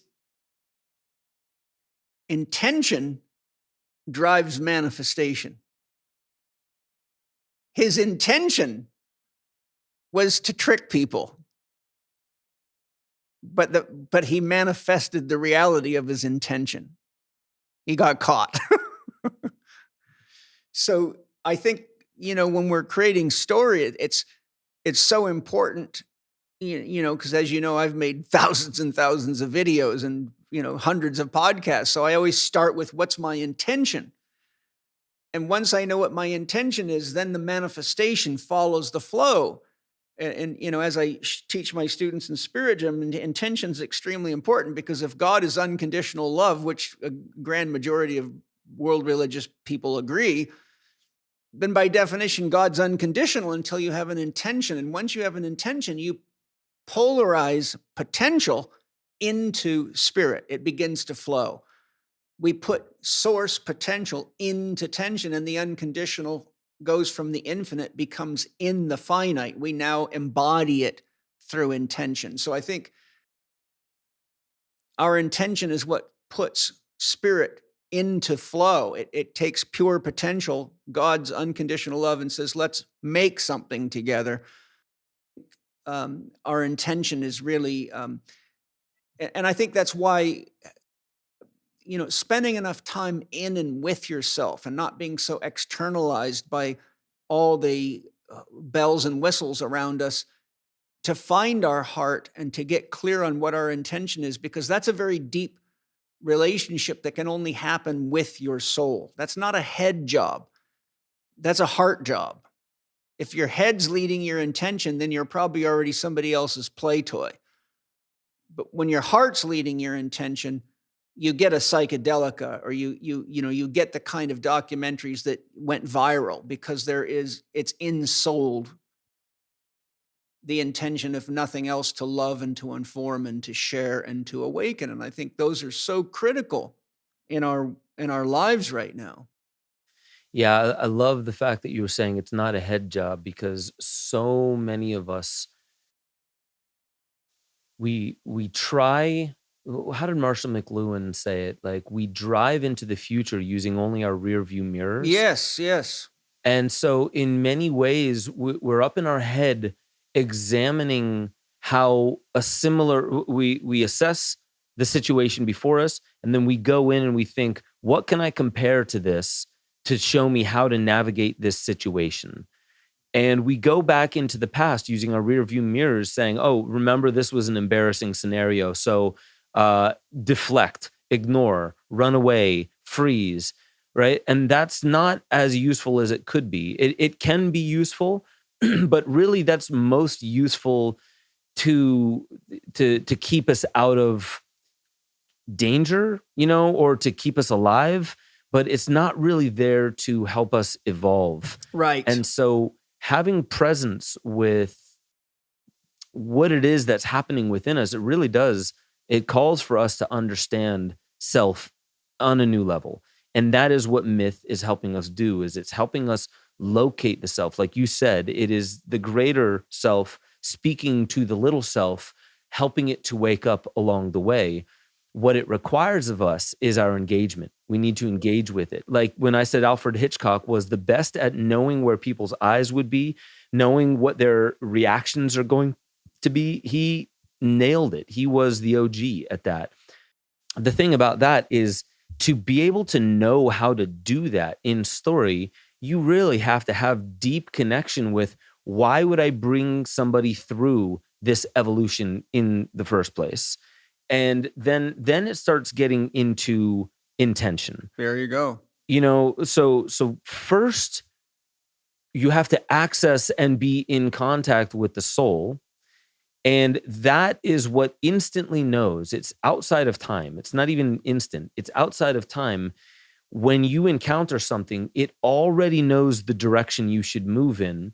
The thing that needs the convincing is your head with all of its memories and the rear view mirror that's looking into your past. So those two things seem at odds with one another, the head and the heart, but they don't need to be. There just needs to be the proper relationship there. And, the one that's obviously the compass needs to be leading the way. The heart is much more of the compass. The head is there to figure out the most of the minutia. To be how do I get around honest. the obstacles to get to the goal? Right. It's not where, it's how. Yeah. It's just like, okay, I know where I'm headed. The heart knows it immediately. Now it's like, okay, let's figure out, how do I say this thing, or how do I do this thing? And that's with tinkering, and that's really with engaging presently with life. And as a parent, I come face to face with this all the time. I can say whatever I want to my kids, but until I live a proper example of it, they're just going to do what I do, not what I say. So if I get grumpy every time I can't control a situation, or, I check out and I run away every time things get hard, but I tell them, face your fears, or, stick with it, son. They're going to, deep down inside, they're like, who's this guy fooling? Like he doesn't even believe himself. So why should I believe him? Exactly. And they know too. They know more than we do. In that respect, they can see whether we're being on point with what our soul is saying, or wait a minute, something's not congruent here. Well, when it comes to this whole issue of thinking, on my shelf over here, I have a little like a mini poster, which is hand drawn like a cartoon, but it's a statement by Einstein, and he says imagination is more important than thinking. When we're using our imagination, we're often in a dream state. We're not like solving what is the square root of 69 type stuff, or is my checkbook balanced? We're we're expanding out into the mysterious, right? Our imagination is very, very powerful, which reminds me of something I'll share with you. I think you'll find this fascinating. I just came across this by accident, if there is such a thing. I'd watched a video on YouTube and then another one popped up and it just caught my attention. And it was an interview with a quantum physicist, actually a physicist, who had become famous for his children's books. And in the interview, the interviewer was saying, well, God, it's such a jump from physics to children's books. And, what made you want to do that? And he said, well, when you really understand physics, you have a sense of how the world works. And I just really thought it would be beautiful to teach children how the world works in ways they can relate to. And the interview said, well, your books have been very, very successful. He said, what do you attribute your success to? And here's where he dropped the big bomb that is glued to me. He said, every good story needs to be strange and miraculous. And I thought, that was right when I was starting to write Spirit Gym and develop the whole Spirit Gym system. And I'm like, I wrote it down and stuck it to my computer screen because, for a guy like me who's had encounters with many, many extraterrestrial beings and multi-dimension, all the crazy stuff people think I'm nuts for, it is the strange and the miraculous that makes my life so exciting to live, right? That's why guys like you and I get together and do a plant medicine ceremony. We're ready for some strange and miraculous. And so the reticence I had is like, if I really tell people what I've come to experience, the strangeness and the miraculous of it might actually have a reflex effect on them. Like, God couldn't really be that way, or, why would there be all these problems in the world, or why would I have this disease, And of course I explain that in the system, but, the point I'm making is sometimes there can be fear of releasing the strange and the miraculous, even when our soul's totally ready to do it, because we're still too concerned about how other people will accept us, receive us, or not. And so, all my life I've had to face, and I'm sure you have, because you've made documentaries like this, the documentary you did on politics. For a lot of people, it probably shocked them right to their core to realize that the two-party system's a fucking puppet show. For people that really don't look into these things, I can see that being like a huge bomb going off in their mind. Like, oh my God, is this really what's going on? And it could spin them for a while. But do you find that there is some spiritual courage that's needed to really let the strange and miraculous come through a story, if it actually can shift people's perception so wildly that maybe they are afraid to even tell anybody about it because they might be rejected for even talking about it? Yes. There are, I hate over reducing or simplifying things, but there's two dials, and one is tradition and the other is novelty.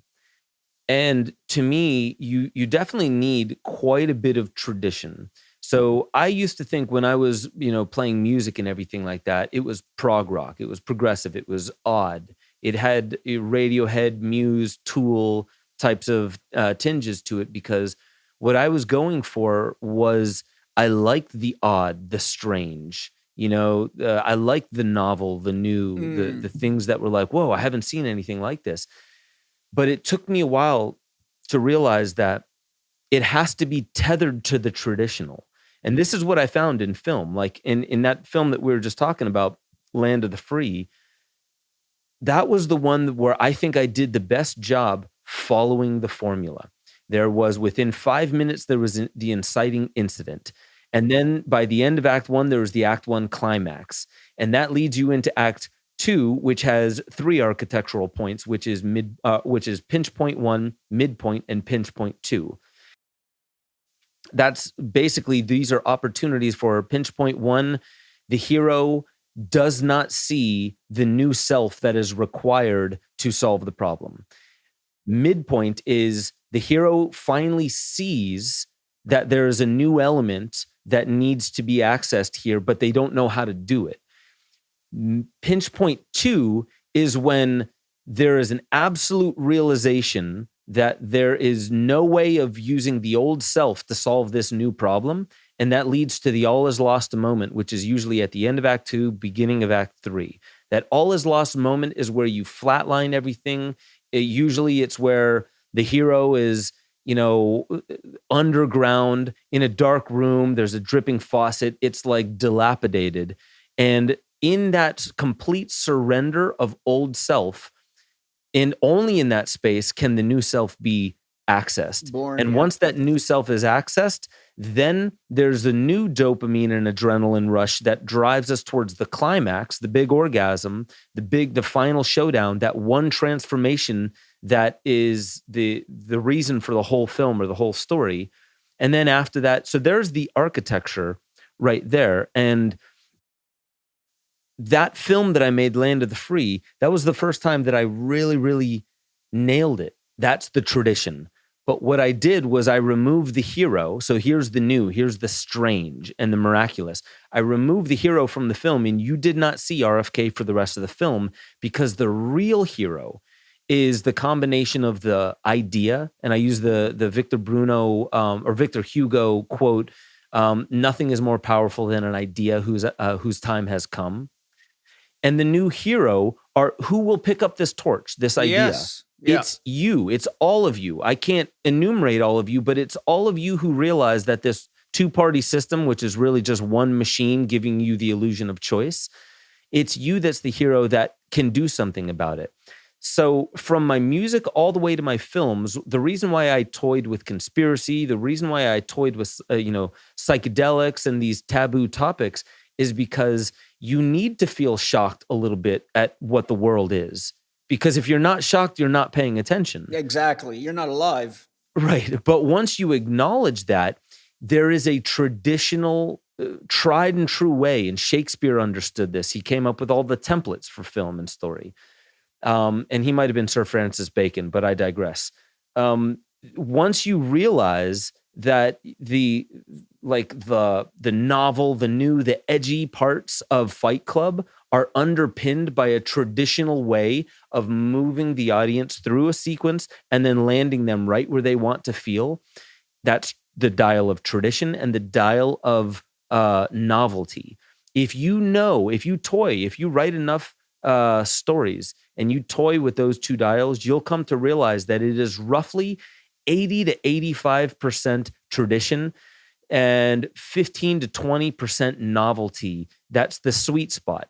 And this is a distilled science. And if you go into Robert McKee's book, Story, he explains how story is literally a simulation. It's a model of reality. It's a causal world that changes every single time there's a choice made. And what is a character? They are an agent that has choice, that is that the pressure of their choices is brought upon by the world. So here you have these dueling elements in here. And the number one best-selling type of film is the ironic tragedy. It's not one that just ends super beautifully at the end. There's an ironic tragedy to the end, meaning the good guys won, but at what cost? Yes. The war is over, but what kind of world are we living in now? The reason why people like, and they go to watch those movies more than anything else, is because it's a distilled wisdom of when you make people realize that you crawled inside their head, you expected their expectations ahead of time, you curated and crafted an environment and an immersive experience for them to be landed in just the right feeling space that you gave them, that's when the magic comes to life. And there are best practices. So that's why the soul of filmmaking, I show what the formula is, and you should really get good at it. And the only reason why people don't like formula and they don't like cliche is when you can tell that a formula was used, when you can tell that the cliche was used. Mm-hmm. When you can't tell, it's just good storytelling. Just like magic, right? If you can tell what the technology is, it's not magical anymore. Right, exactly. It just seems like deception or poorly executed David Blaine shit. So what you're saying is you're teaching people the science of storytelling, but you're also teaching them the art form. And that's really important. I had a thought, we talked about tradition versus the non-traditional. Tradition is what is also consensus reality. Non-consensus reality is what happens when you take 5 or more grams of mushrooms, or you say, I'm not getting vaccinated, period, because, you have your own reasons. Now you're in the non-consensus. But I've studied the lives of at least 150 of the world's greatest thinkers, inventors, creators, musicians. I'm always interested in what it is inside of these people that makes them so powerful and unique and interesting. And what I can say from all my studies is that it is mostly non-consensus reality people that actually change the world and make it better, more interesting. Like, if you think of all the people that really had an impact on the world in some way, I mean, Krishna had 10,000 wives, right? So there you go. That was not consensus reality. Shakti dreamed up Shiva, and he was her lover, her consort, her husband, and her friend. And he gave birth to all of her children, which happens to be every created thing in the world. That's not consensus reality. And so I think part of what is important that you're doing is you're teaching people how to go fishing in the consensus.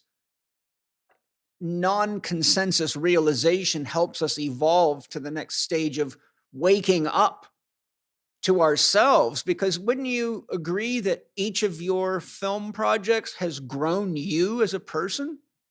Undoubtedly. In fact, I used to not take credit for the films that I did because it came through me in ways that I could not explain. And when you said it's the people from non-consensus that typically transform the world, I have the perfect analogy for that. You said that we still have to access the consensus. There's a reason for that, because these are our brothers and sisters, and the zeitgeist, albeit not always factual, is still where people are at.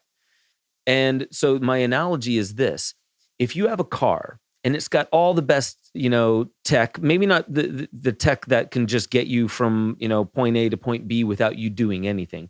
But let's say you're in autopilot. You're in the highway, you're in the car, you're on autopilot. That car is not going to be able to make the turns for you. It needs a little bit of the engagement from you.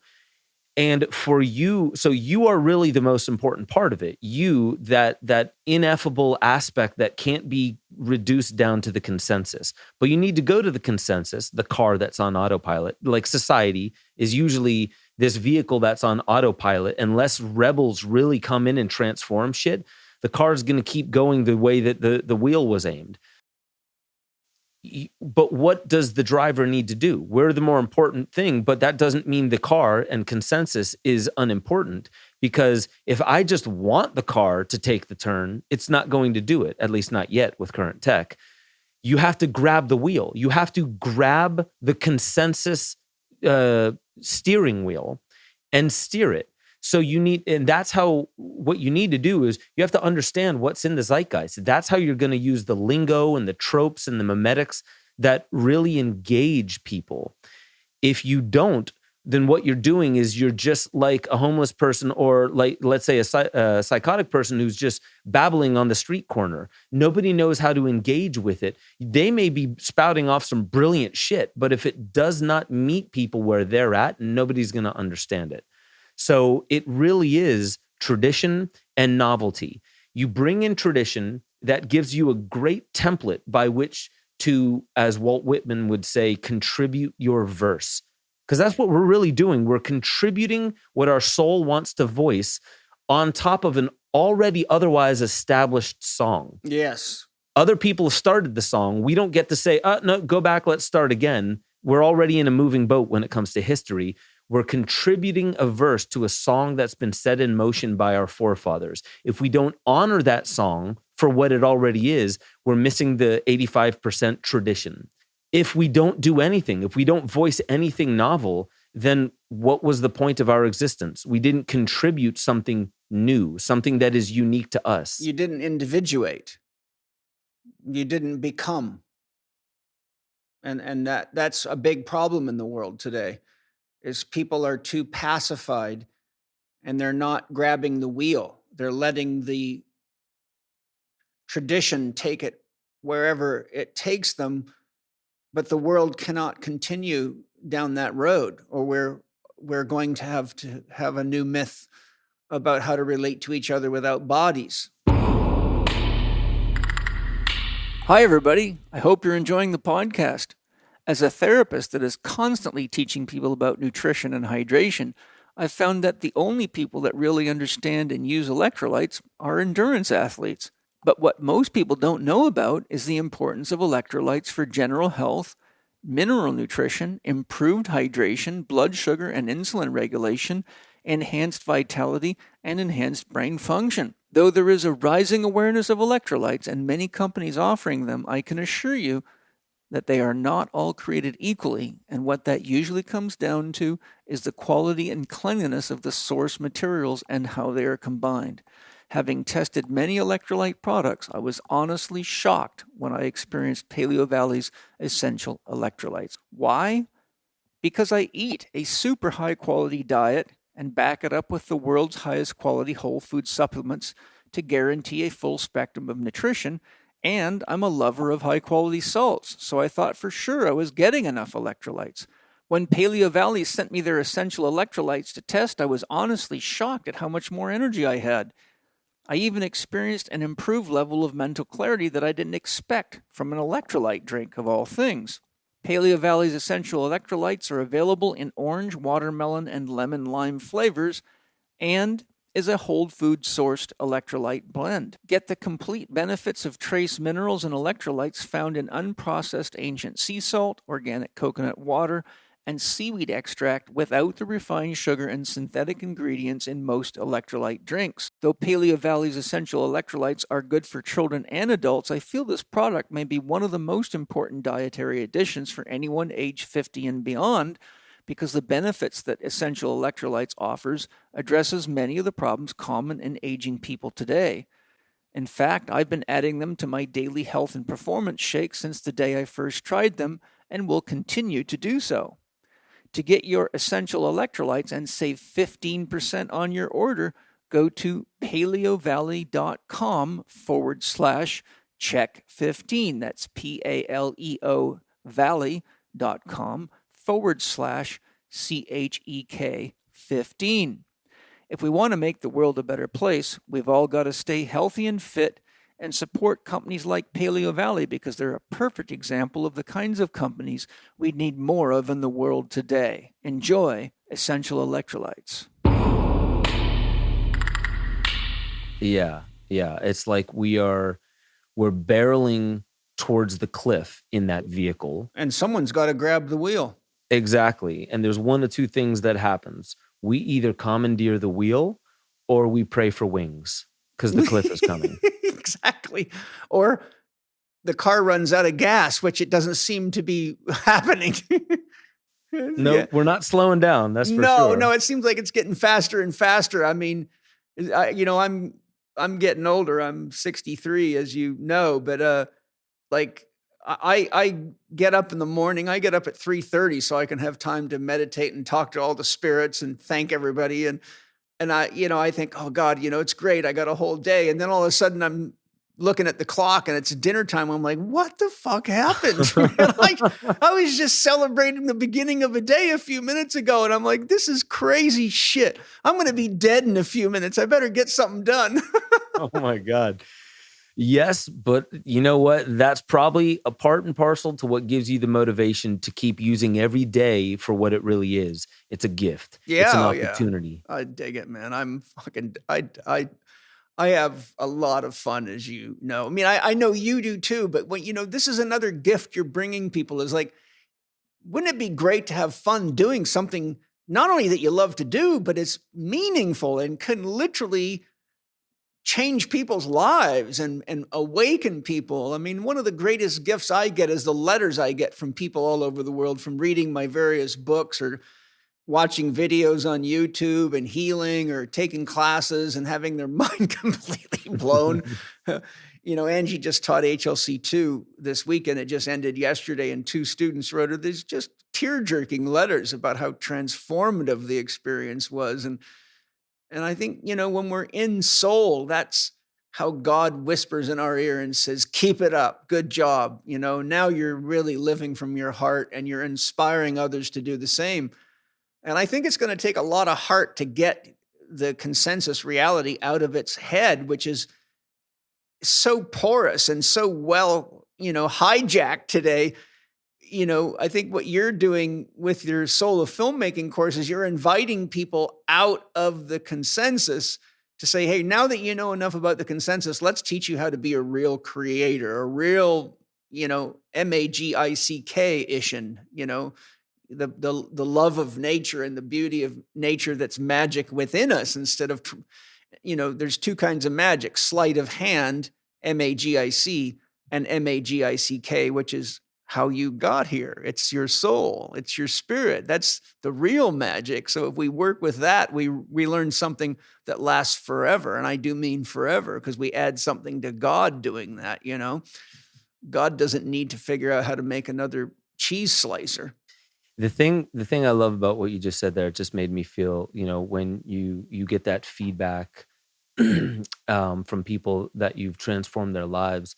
I remember that was what kept me a filmmaker. After making my first film, I very easily could have just stopped, but it was the fact that people were reaching out to me and saying, I can't see the world the same way. Exactly. How did you in 2 hours change the way that I see the world for the rest of my life? I didn't understand it fully myself until, and you were just saying it right there. They were like, that tear-jerking message saying like how transformed they were. Deep down inside, they were hungry for it. And when we're in a world that is malnourished of its soul, people get hungrier, meaning they're readier for something like this. And that's why it's just incumbent upon us, the teachers of the way, to really just step up and do what we do. It's not, we don't need to be perfect before we set. And I learned this from you as well. You were talking about, people who are only partway down their journey, and they're like, how could I ever become a coach when I'm learning from you who's so much farther down the path? And you said, can you teach somebody who's not as far down the path as you? And they're like, yeah. Well, then start helping people. We need all hands on deck. Yes, we do. One of the visions that came to me as you were talking is that your documentaries and what you're teaching people to do gives people new eyes. It's like, imagine somebody who can't see very well, and you hand them and you put in a new pair of eyes, and they go, oh my God, look at the color. Look at the beauty. Oh my God, I had no idea. And it's like, you watch Zeitgeist or I imagine someone who doesn't know anything about psychedelics watches Psychedelica, or you watch I keep forgetting the title, the Land of the Free. Land of the Free, right? And all of a sudden someone's got, oh my God, I can see the fucking game going on. So I think it's beautiful to know that when we earn our eyes, we can give them away. Holy shit. Like, Ben, you've earned lots of eyes, and you give them away. And that is such a fucking gift, because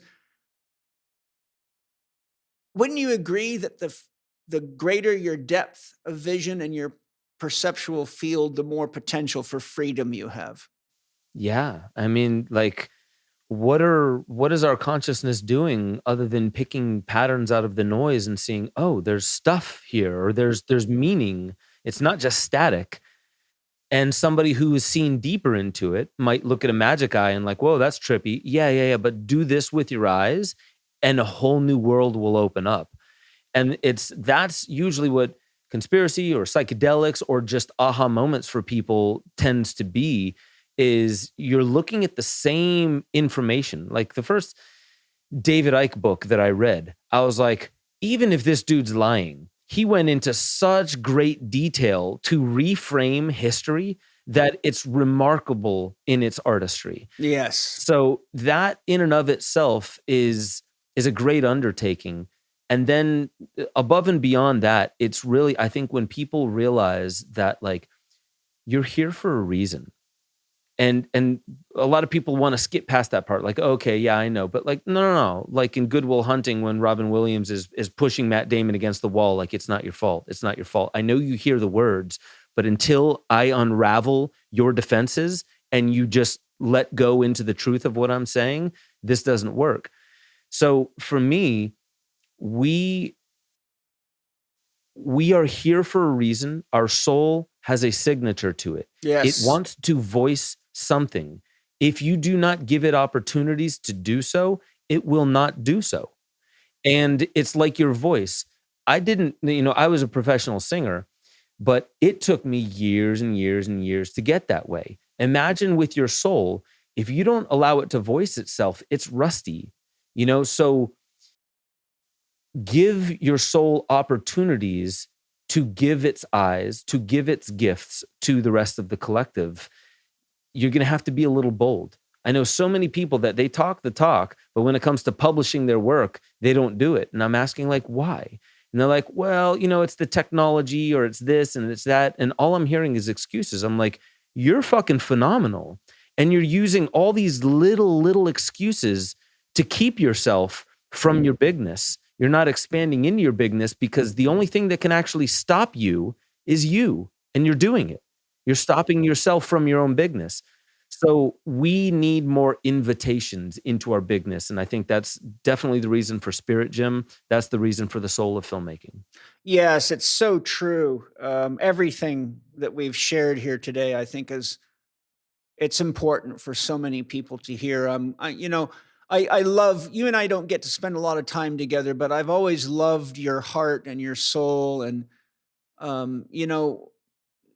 I just love being able to share these things with you, knowing thousands and thousands of people are listening, because, one of the things I love about my podcast the most is I get to talk to the people that are interesting to me.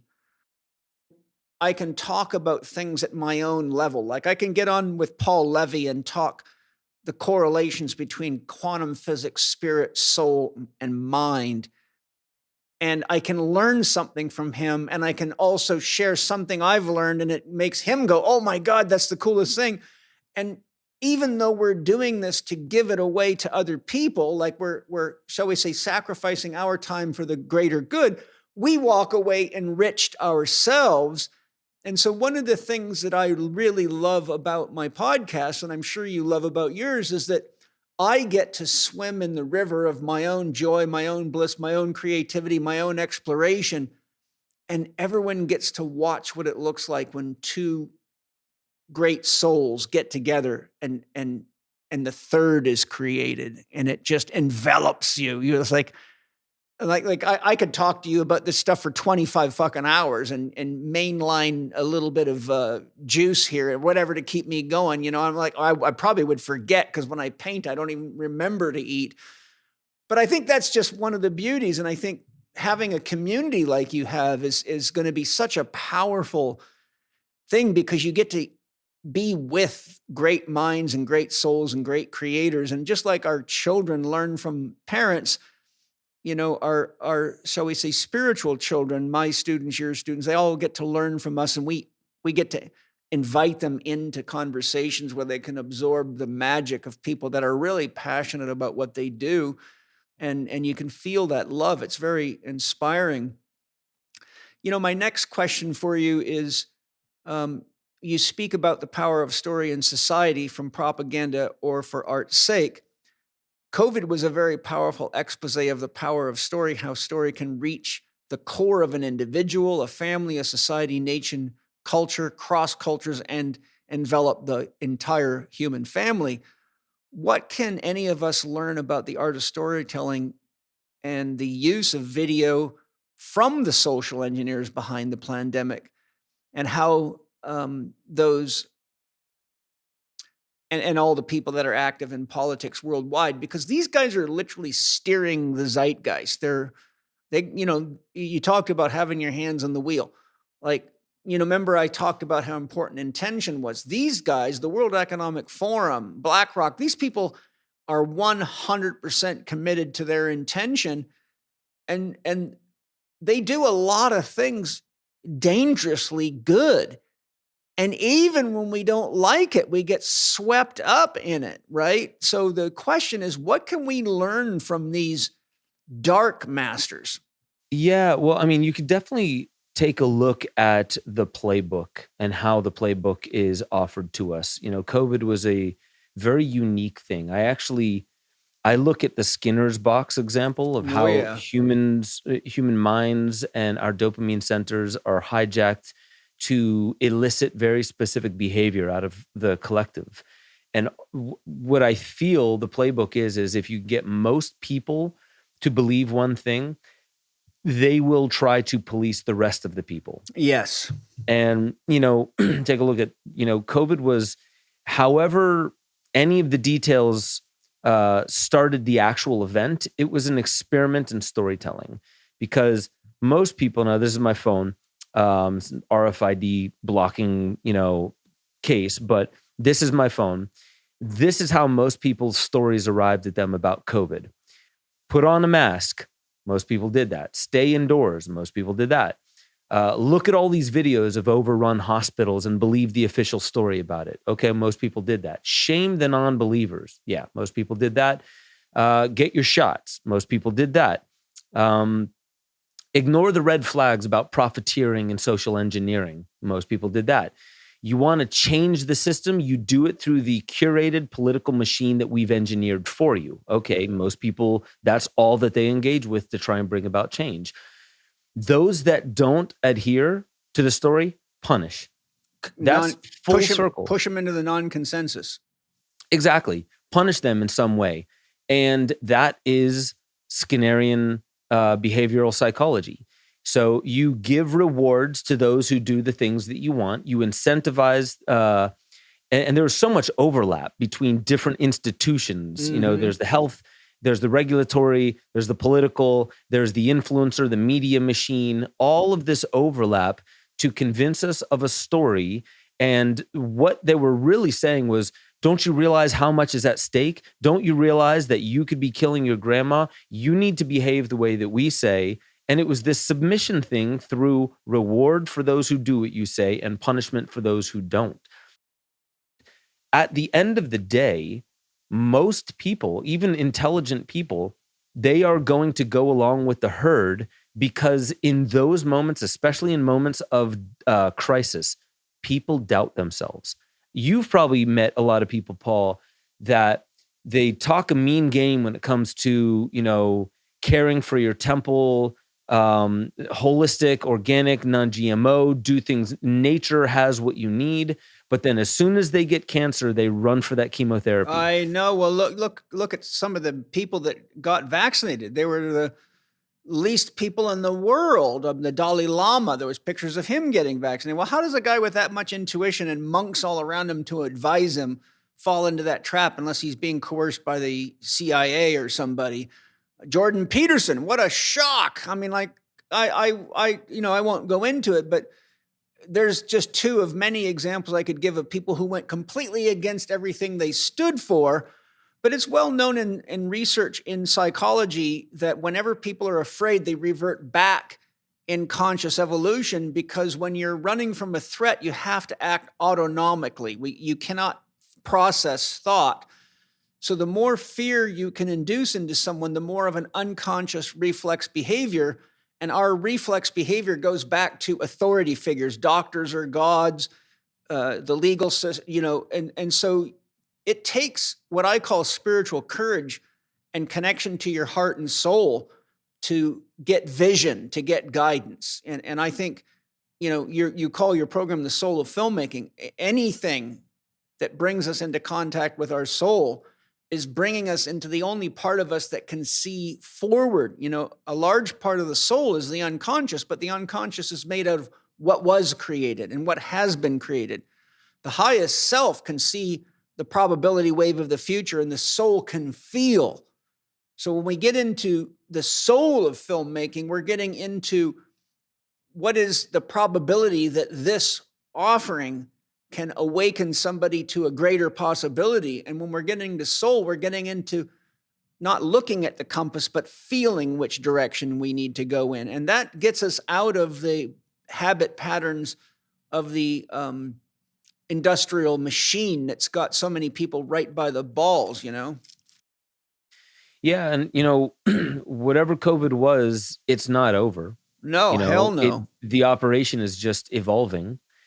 And I mean, anyone who knows that a few months prior to COVID breaking out, there was I forget now the name of the simulation that they did. Event 201 or something like that. That's what it was, Event 201. And when you look at that, aside from the fact that it's interesting how predictive that simulation was right before a pandemic broke out, you take a look at what was the purpose of the simulation. It was to see how to steer the masses in times of a crisis, and that crisis just happened to be identical to what happened 2 months later. But the main things that they were putting in place were technology and incentive structures and data collection so it could analyze the results of the experiment that was played. So really, I mean, if we are to learn anything from these dark masters, what we should really learn is that you mentioned it was the 3 elements of psyche. And, first thing we need to do is, we have an intention. And then the next thing is we try it out and we get feedback. But then from there, we use what evolution would call memory. And that's how to memorize, this smell means predator, this smell means sex or food. And when you get really complex with that, what you're really talking about is you start to be, by the process of moving towards your goal, you start getting data or feedback and correcting along the way, refining your approach. That's exactly what these dark masters did. They gave an experiment. It was a stimuli. People behaved. They took the corpus of data. They analyze it. They extract from it using machine learning patterns that most humans can't find. And then they say, okay, now using this corpus of knowledge, what kind of experiment could we set up to move us closer to this directionality? And I will say what's been happening since COVID, not only do you start seeing a ridiculous amount more 5G towers being put up while everyone was on stay-at-home orders. Yes, and schools. Schools was the very next thing I was gonna say. Is in schools, the technology, even in wildflower Montessori schools, the technology that's being used to harvest data from children in various and numerous ways, all the way from how do they engage with their lesson, to how do they engage with each other, to how do they as a group engage with the playground, what parts are used more often, at what times, after what kinds of activities do they do what. And all that is siphoned into what John Kleisek calls the new school order. And what that basically is it's eugenics utilizing the educational system. And it's bringing in Wall Street to be able to bet on the futures of children. And in stocks, you can short stocks. So if you bet against certain children, you're basically closing them off based upon their IQ, which is trying to be a determinant. And you're closing them off to opportunities that they may have in the future. I remember in school, I didn't really try very hard. I got C's and B's, and I did not give a shit. That was not a determinant of what I would do in life. But if I was not allowed to, let's say, open a business because this bank took a look at these parameters for my school and said, I'm sorry, we can't offer you this loan because Wall Street is not betting on you. Sorry, son. Sorry, daughter. That's kind of where we're going. And so that's what we can learn from the dark masters is they look at things in large time horizons and they measure their results and they adjust accordingly. If you're not measuring your results, you can have all the intention in the world, but you don't know whether you're actually getting closer to your goal or not. You may be in some rudimentary way, But if you're not getting into the science of it, you're really not adjusting course or building a refined machine. Yeah, you're flying blind. It's when I was a fighter, the first thing is if anyone could beat me, they're the first guy I wanted to hug, because I knew to beat me, you had to train very, very hard, because my job is to give my opponent maximum opportunity to lose.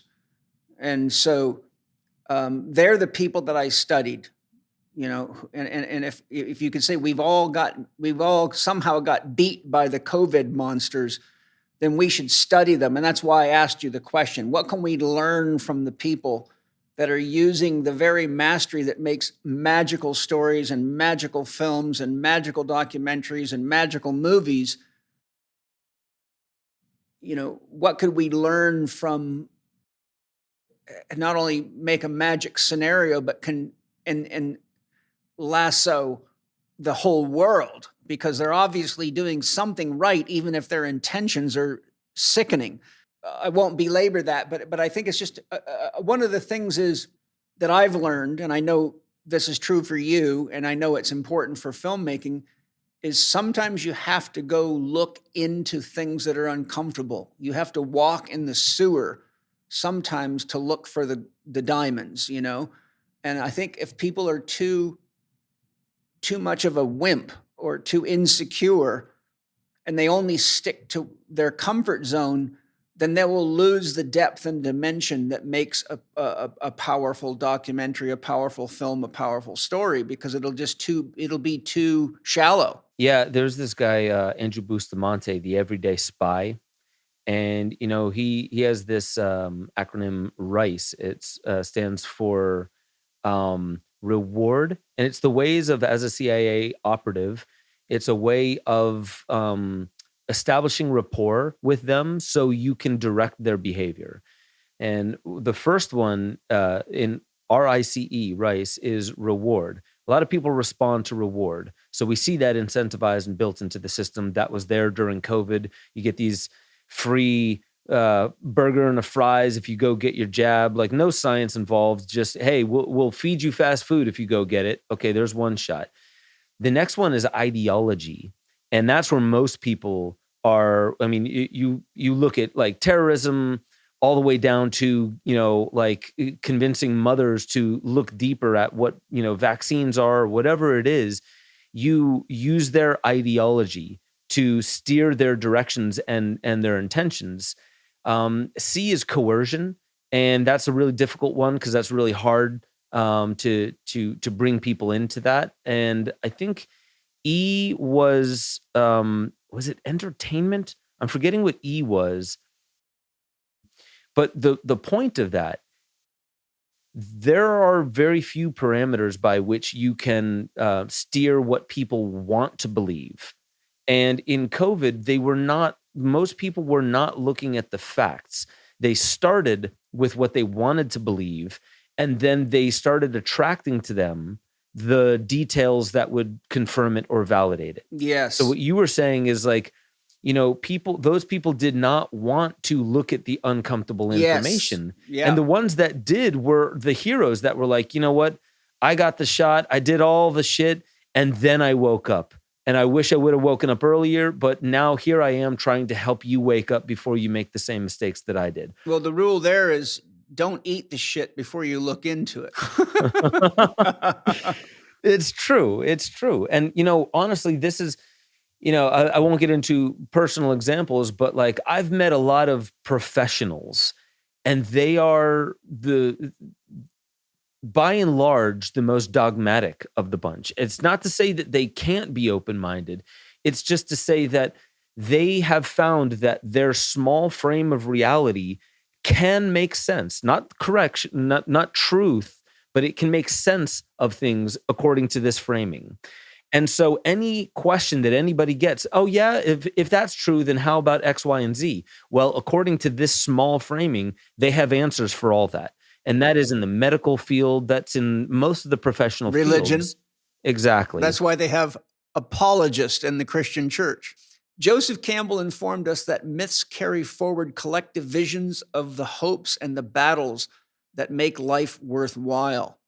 How important is it when writing a story or scripting a video or film to engage the hopes, dreams, challenges, and collective visions of the intended audience? Enzymes are one of the most important things we can use to supplement our diet. Very few people have normal levels of digestive enzymes. It's extremely common to be digestive enzyme deficient because so many people are eating cooked foods, processed foods, packaged foods, etc. The best digestive enzymes I've ever found are mastzymes by Bioptimizers. And one of the things I like about them is not only are they the most advanced technology for how they're produced, the science behind them, but I take them on an empty stomach every morning and every night as proteolytic enzymes to help clean my body. So I've got Wade here, who's the formulator of these enzymes, to tell us how do they work as digestive and proteolytic enzymes, because today I think we really need to be supplementing with high quality enzymes. So Wade, what's unique about mastzymes?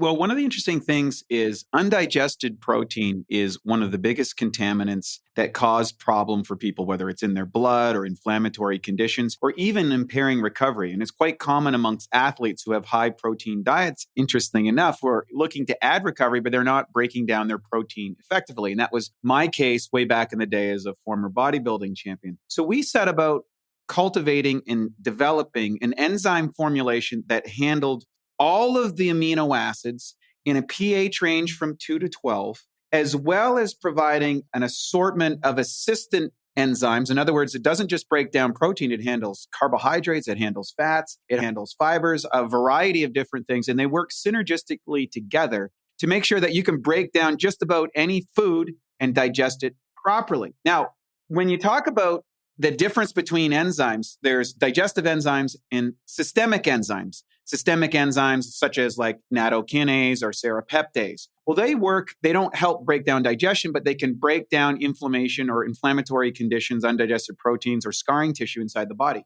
Well, it turns out when you take mastzymes on an empty stomach, it works exactly the same way. It will go into the bloodstream and now works as a systemic enzyme, reducing inflammation, accelerating recovery times. Matt just tore his Achilles tendon and made a full recovery after surgery within a few weeks, which they expected for many months. He was taking as many as 100 a day. Now, I'm not suggesting people do that, but this was an extreme condition.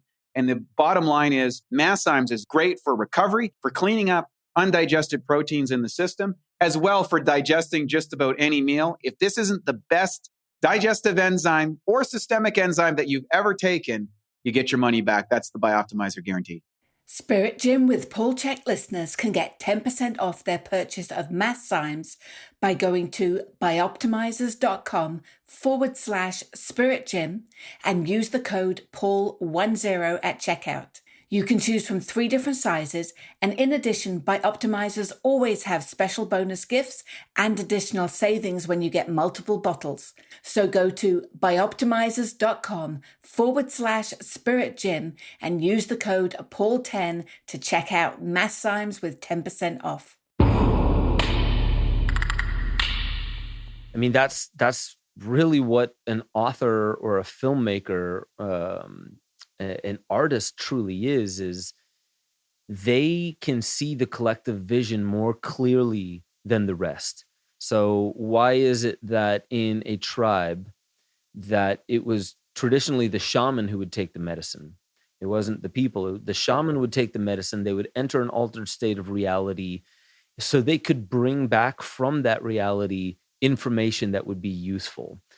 And what they were doing, without getting into the details, what the shaman would do, they would use that opportunity to see outside of the encumbered Consensus. framing that most people see. Yeah, the consensus. To see outside of the consensus and bring back into the consensus, here is what it looks like, is the path forward. Here's where the game is going to be. Here, here's what next, harvest is going to be like. Here's what we can expect. And so, to me, Joseph Campbell is completely right. Like, the challenges, the hopes, the visions. This is what an artist is bringing into a piece of art. And this is why art really stands the test of time, because what good art is doing is really reflecting back. Okay, so I'll say it, if I were your counselor or psychiatrist and you were speaking to me, one thing that I would do that is very useful is reflect back to you what I heard you say. Yes. To make sure that I heard you correctly and that you also heard yourself correctly. Yes. That's really important. Right. So with that, there's something beautiful that Joseph Campbell is picking up on, is that, these myths, they reflect the collective vision. And in that collective vision, the vision is of our challenges, our dreams, our hopes, our desires. It wraps all those up into a very beautifully curated medium by which we can have an experience, reshapes, and in a sense, it sharpens our vision of ourselves. When somebody echoes, hey, here's the wording I heard you use, do you realize that's very disempowering wording? Or, you know what, this word that you said shows me that what you're really interested in is this side of this craft that you're looking at. Mm-hmm.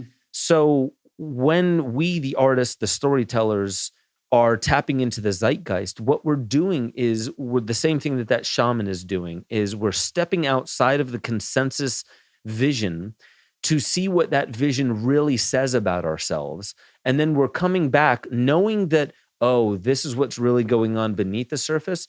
So here's how I'm going to communicate it to this person so they can hear what they said, or they can connect with their desire. They can connect with their dreams, or if they need to, they can connect with their fear so they can look at it in the face and realize that their fear was invented by themselves to keep them from stepping into their bigness until they took this step that I'm asking you to take right now. Like literally, like you're holding on to bags of rocks. The action now is to set them down so you can feel the lightness, so you can feel the levity of it. So, and they're like, oh my God, you're right. It seems so simple. I know. And that is what, culture also does to us, is it brainwashes us. But without that brainwashing, without that obstacle, you would know this in mythology, Ganesha is the remover of obstacles. Who put the obstacles there to begin with? Ganesha. Ganesha put the obstacles there and then taught us how to remove them. Why the hell? That seems so counterproductive until you realize, how is a child going to learn how to fish? You present them with the problem, and then you give them the tools to solve their own problem, and you help them remove the obstacle, which is the learning process. Yeah. So that to me is what Joseph Campbell is alluding to, is there is a central collective vision that all art, all mythology, all stories are pointing towards, but it's actually almost impossible scientifically to get at that point with words unless you are a true master and you can nest stories within stories so multidimensionally and cleverly that you are aiming every faculty of that human directly at the thing that needs attention and changing. You know who is a master of that? Rumi. If you read Rumi's poetry, 10 people read it, it'll mean something completely different to them. And what it means to them will be a reflection of what their perceptive depth is and the depth of their own soul. Jung has all sorts of quotes that are called double and triple bottom for that very reason, right? All children are tasked with the unfinished business of their parents' lives. Well, to someone that doesn't have children yet, they won't be a parent, so they won't be able to perceive the truth of that because they haven't seen themselves mirrored back to them through their children yet. And you realize that dad's bad habit's going to have to be overcome. The habit of addiction is going to have to be overcome. The habit of poor money management, that child will have to overcome it, or it's going to just, recapitulate mom and dad's challenges. But anyhow, I just had that thought. But one of the things that came to my mind where you were talking about the shaman, and this is something a lot of people don't know about shaman, is they classically did not live with their own tribe. They had to stay away from the tribe because they did not want to get infected with the consensus ideology beliefs. And also because a lot of shamanism is actually magic, they didn't want people to become so familiar with them that they didn't seem strange and mysterious when they showed up, because they often wore costumes and masks. So they had to stay out of the consensus to protect themselves from the numbness of the consensus and the blindness of the consensus. So from the perspective of what you're teaching in your Soul of Storytelling training program, how important is it for us to spend time out of the consensus that we're actually trying to bring the story to, so that we can purge ourselves of enough of the blindness to actually see storylines, possibilities, and ways of relating that we can't see from inside the box of the consensus? It seems like you got to do two things. You got to be in it to really experience the problem, but then you got to get out of it to get a bigger view, right? There's always the trip into the desert. Jesus met Beelzebub, or the devil, and 40 days and 40 nights. Buddha had to confront Mara. But you see in the tale of these heroes, there's almost always time alone, and that's the archetype of the hermit. So my question, simply put, is it as important to get out of the group or gestalt you're trying to deliver a message to so you can see beyond it as it is to spend time in it? Absolutely. I mean, I don't know if there's like a ratio of how much time we should spend out of it. I know that peak moments, you don't need a ridiculous amount of them, as long as you really are seeing those peak moments for what they are. And those peak moments can be, it can be an accident, it could be a rite of passage, it could be a psychedelic, it could be a big chance that you're taking, big adventure that you're going to undergo. It doesn't have to be like 50-50 or, 60-40. Formulaic.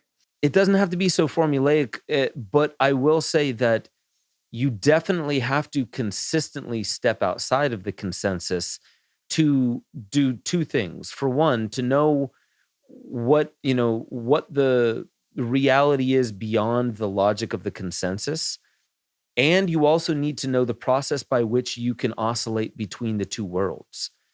So there, as a shaman, they would arrive sometimes riding their horse backwards. They would do these odd and weird things, and these are like entrances. They would enter this way and exit that way, and they would think of these ways of moving into consensus and out of consensus. It's the same thing for me. Like, I tell people that you have a story inside you, and don't let things stop you, like the technology or the learning curve or anything like that, because you don't realize how easy that stuff is to tackle once you have resolved that you are going to do the thing. Yes. And so what I realized that there's a lot of people that like, I'm writing this book, and I'm like, dude, you've been writing that book for 10 years. It's time to publish that book.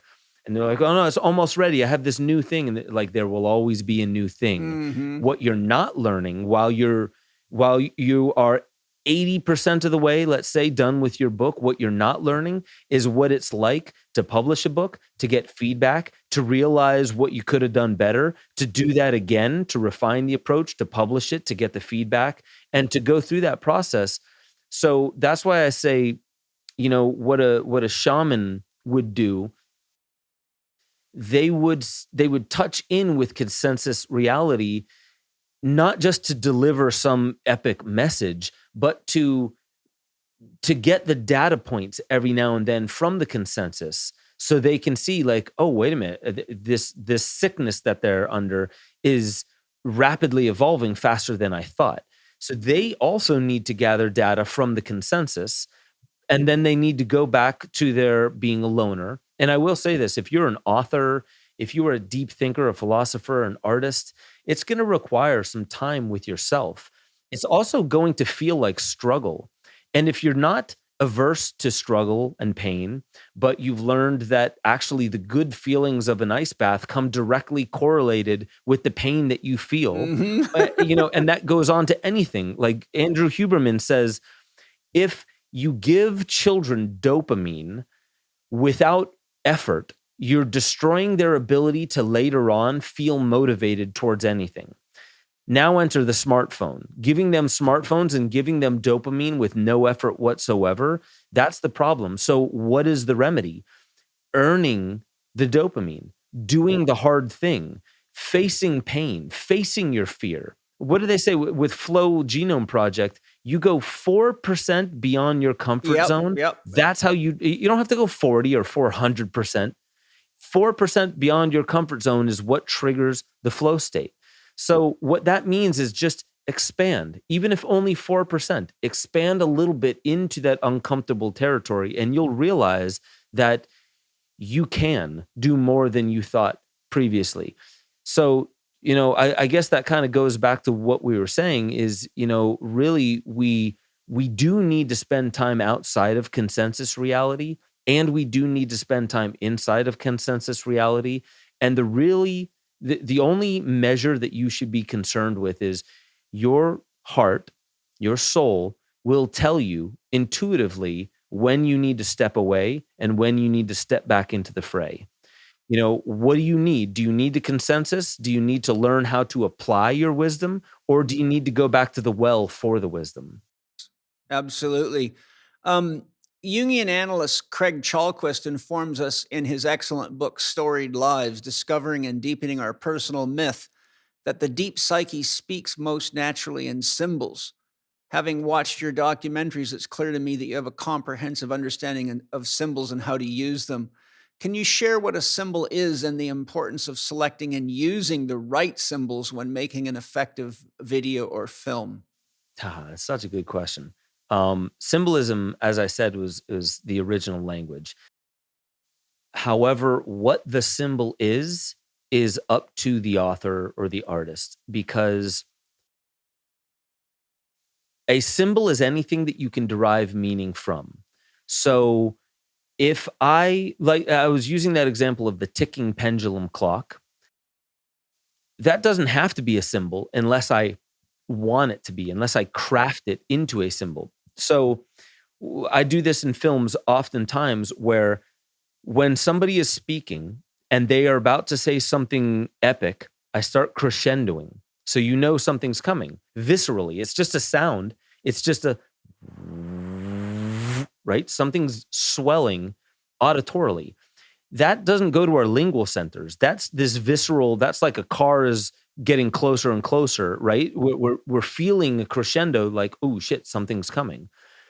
Or it could be a boom or a beep or just a noise. But if you repeat that noise underneath words, then you come to realize, what the author or the artist is doing is they're impregnating certain words with a certain kind of sound. Now, if you wanted to, you could go back to my past work and you could pick apart the script and you could say, I want to now, it's kind of like Da Vinci Code shit. You take the script and then you analyze where did he put the sound of TV static? Under what words? Or what had a boom? What had a beep? Okay, now that builds a new script. If you really look at it, that will build a new script. And that it invites you to ask questions and interpret. What does it mean though? Like with the Da Vinci Code stuff, people are like, oh, that's super cool. There's hidden messages within hidden messages. That's so rad. But most people who even read that book, they probably can't tell you what one of those things means because it's more of an ineffable sense. Like, I know that it means something. And so that's the power of symbol. A symbol is something that has meaning, and you can tell because the author has used it in a way that's inviting your attention. So it can be a sound, it can be a clock, it can be a visual, it can be a word that keeps getting used over and over again. By the way, the Federal Reserve right now Jerome Powell keeps saying these words uncertainty, and he'll say the word uncertainty 10, 15 times in a specific speech. Those words get caught up in the buzzword cycle. They'll be at they'll be the titles of articles that are being read about quantitative easing and tightening, whatever. But that word uncertainty, so that's a symbol. And so if you think that symbolism isn't still used in the highest reaches of institutions of power today, you're wrong. They are putting words with buzzwords into motion, and they'll say it several times to where that word is going to stick out. And that word, what is the stock market other than it's a tracker of human emotion on a collective scale. When do people sell Bitcoin? When they're scared. When do people buy Bitcoin? When they think it's going to go up. It's psychology.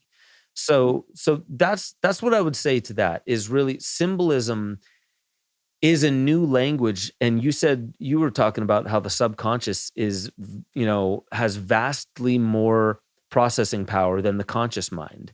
Well, if you leverage that, which the dark masters do, if you leverage that, then you can nest information inside information, and it's like inception. It's like going inside the dream state of people and implanting messages. So if they don't reject it outright, if they don't catch it in time, they think that idea was theirs. And that's when people don't reject ideas, when they think that it's new to themselves or it emerged from within. Yes. Yeah, one of the key definitions of a symbol is that a symbol always points beyond itself. A sign does not do that. Nobody, for example, pulls up to a stop sign and says, what is this really trying to tell me?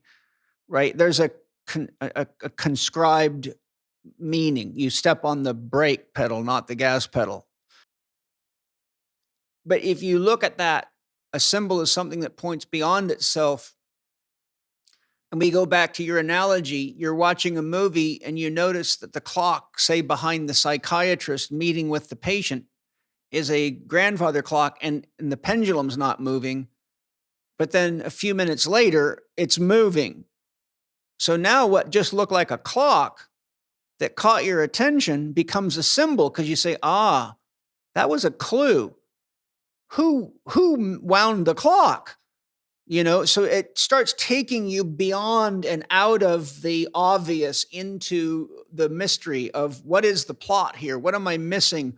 What is this pointing to? So it's, and again, you're searching for meaning because you realize that change is significant. And sure enough, later it turns out to be very important to actually figuring out what was really going on, And so I think symbols are very, very important. And I love working with symbols, and I study them quite extensively because I do a lot of dream work and I'm an art therapist. So I have to know a lot about symbols. And so I think it's just something that's a nice dimension of story writing, filmmaking, that if a person studies and learns to use symbols, they can really access the unconscious and move people along without even them realizing that they're being moved along.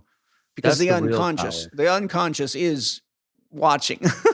Yeah. And that's the real power. I mean, like the dark masters and even just the artistic geniuses, they don't have to work too hard to hook your conscious mind. They're really going for your subconscious.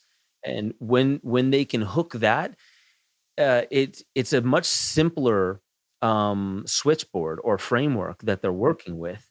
And once you understand that these are the things of story. The reason why I teach these things is not just because I want people to make money making film. It's because I want them to understand that if you're not authoring your life, you're being authored. Yes. Your subconscious is being used. So it might as well be you. Yeah, you might as well, be the captain of your own ship.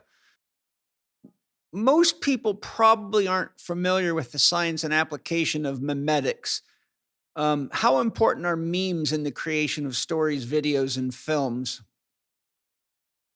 Yeah, so I mean, this is something where memetics is something like genetics that perpetuates itself through the realm of ideas. And a lot of film does this just by constantly hearkening back to pop culture. And they do it in a superficial or a shallow way, oftentimes, just to like, the reimagining of an old film will use this new modern lingo to kind of hook the newer generations, right? The Zoomers and stuff like that. And that's a superficial use of these kinds of like self-recursive mimetics. The power of it is really that when we were talking about myth being a larger story that really points us to finding who we are, it's the larger self talking to the littler self.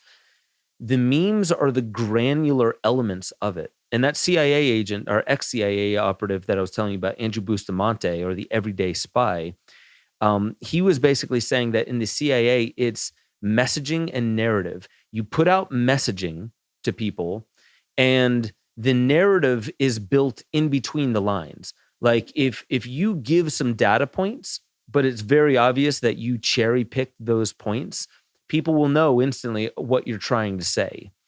And so the point of the magician, the point of the dark magicians as well, is to stay just beneath your conscious level of being able to understand that idea or those memes, that granular messaging was implanted inside you.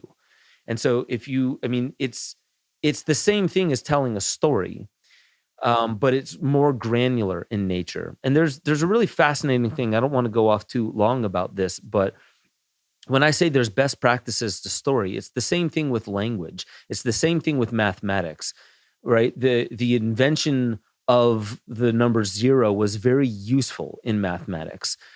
The alphabet was very useful when we went from pictographs and hieroglyphs all the way down to granular mouth sounds.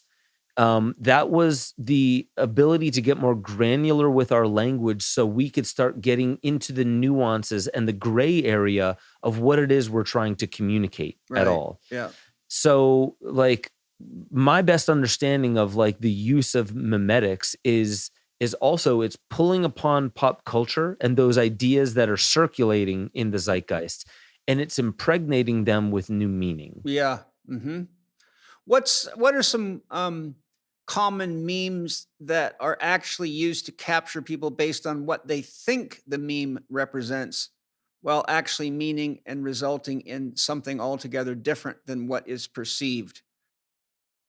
I guess the best example that I could probably come up with is, dare I say, it's actually what the White House was just an example is what the White House just put out as far as the Studio Ghibli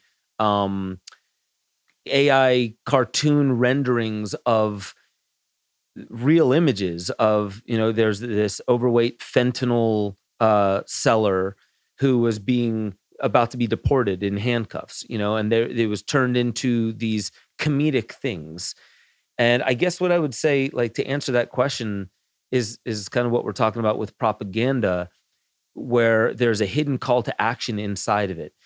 The best example I could give is there are a lot of memes that are out there that are positioned to the lay audience as, oh, dude, it's just humor. It's just comedy. But underneath it there's a jab. There's a more sadistic message towards the receiving end of whoever the joke's being played on, or whoever's at the, the butt end of the joke. So that's one example. And honestly, a lot of comedy does this. And I think it's actually even important to be able to allow for comedians to do what they do. They say the things that most of us want to say, but if you don't say it with a joke in front of it, it's looked at as hate speech. I mean, think about it. Look, watch Andrew Schultz's latest Netflix comedy gig. He talks about the Jews. He's making, fun of Mexicans and the way they talk. He's going to town, but he's doing it with jokes, and people are like, oh my God, I'm laughing, but I kind of don't want to laugh. And some of them are like, oh, thank God I get to laugh about this. That's kind of the hidden side or the hidden intelligence of mimetics, is to hide something inside of a joke that's actually sending a different kind of a message for those who know. And, let's say they're I'll give one more example. If there's, somebody who's coming up and they always have these cryptic messages for you, and you don't know why they keep telling you these stories. And then you start to analyze, well, what could they mean? If I just had to take it at face value, what could they mean by these cryptic stories they're telling? And they always seem to bash these people, or they always seem to pat themselves on the back. And you start teasing out the nuances, and you're like, oh, with a little bit of investigation, I can see what the ulterior motive is. That's, unfortunately, that's what symbolism and metaphor is. You're not trying to just, hey, I'm going to tell you my intentions right on the face of it. No, a good artist is like, come meet me halfway. I'm going to impregnate this story with a lot of dimensionality, with triple entendre-ish type of wording. You have to come find the meaning here in it. That's a beautiful part of art, and that's also the basis of inception. Yeah, I think one simple example of a meme that tells people, that plays on what people think it means, but actually is resulting in something very different, is a simple meme we're all familiar with. Things go better with Coke. I mean, how many times have you heard things go better with Coke? It's been memed into our brains. But the question is, do they really? Well, yeah, we don't need to get into the answer to that because it should be obvious to anyone listening to this podcast. But the other thing is, memes are often used to create empty signifiers. Food that is good for you. And that's written on some of the most poisonous food in the world. But you see, the mind wants to believe it. Mothers want to believe it. And not only is it food that's good for me, it's half the price of the organic food right next to it. So you can use a meme to actually almost coerce somebody into making a choice or a purchase. Instincts might go against if you can hook them just the right way. And that sold a lot of Coke. It definitely did. I actually heard Michael Saylor talking on this point, and I'll just say something. What's interesting is how time and science and the zeitgeist seem to work in tandem, because when we start learning about the negative impacts of products that have been on the shelf for over 100 years, like Coca-Cola, like Hershey's bars and stuff like that, we also run the risk of, when somebody frames it in a certain way, we run the risk of missing the nuance of why it worked back then. If you picture yourself in the late 1800s, when, was it early 1900s or late 1800s that Coca-Cola and Hershey were around? This was in the days where people were still largely on horseback, going from town to town. And if you go to a shop where it has food, say there's meat out, and you're like, well, there's flies flying around, I don't know if that's good meat. And then you look over and there's vegetables and some of it's moldy, and you're like, well, I've never even seen that fruit or that food. I don't know what I'm doing. But I'll tell you what, I have seen a Hershey wrapper. I know that it's shelf stable, and I know that its calories will not have, I can get its calories and there won't be pathogens in it. And if it's wrapped and it's sealed like that Coca-Cola, I know that I can put it in my bag and the sun's not going to spoil it. Yeah, maybe it'll melt the chocolate, but it's not going to spoil it like it will that meat over there. So it actually solved the societal problem. But then years later, after that problem was solved, then we realized, but it wasn't perfect. We still need, and also they were probably using real sugar back then, and now it's high fructose corn syrup and a bunch of other things that weren't in it back then. It's also, being able to look beyond the zeitgeist and look beyond the consensus reality. We can see that, just because everyone's drinking Coca-Cola doesn't make it healthy for us. But just because it's on the shelf and it's not healthy for us, because it's on the shelf everywhere and it's not healthy for us, doesn't mean that the Illuminati was thinking, oh shit, and then we'll get them hooked to Coca-Cola and their lives will start falling apart. There's actually a reason for why Coca-Cola actually became dominant, because it solved yesterday's problems, but it's actually creating tomorrow's problems. Yes. So that's where we need to bring our intelligence into the fold and also become a little bit more self-sufficient. Yes. Well, here's my last question, that even though we're well into the podcast, and my beautiful, loving, technical wife, who is my backup for technology, is going to leave any minute. I can't avoid asking you this one. Considering everything that we've explored so far, which has been quite a lot, and the very advanced level of technology being used to create and cast stories of all sorts of purposes, what is the risk of spiritual degradation in the age of AI, and how can we leverage technology to support or even protect us in this regard? You used a very important word there, leverage. Um, our fear can be leveraged. It doesn't have to be avoided, and in fact, it should be leveraged. There is something beautiful inside of it. But to stay on point with your question, the danger of spiritual degradation in the face of the age of AI, it's such a profound thing for us to ponder. I'll give an answer, but it is by no means comprehensive, and I invite everyone to really look deeply into this question that you just asked. The technologies that are being built around us, they are not just liberating us, they are shaping us. Yes, that's So exactly what I wanted to hear you say. yeah, the tools that we use also use us. If you are on your phone all the time, you're probably looking and tilting your head downwards, and that's probably doing something to your upper back, and to your fascia in general. The same thing with a car. You have to get in it. You conform to the seats to operate the things the way they need to be operated upon. AI is now getting into it's finished with blue collar work. It's looking at white collar work and creative work and being able to write songs and make movies and stuff like that.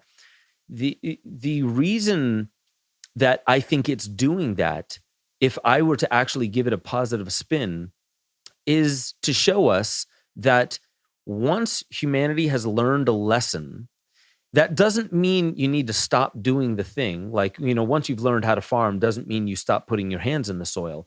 But it definitely means that that old era is over. Once you've learned the lesson, you don't need to keep learning the lesson. You need to start applying it and learning the nuances of it and growing beyond where you were.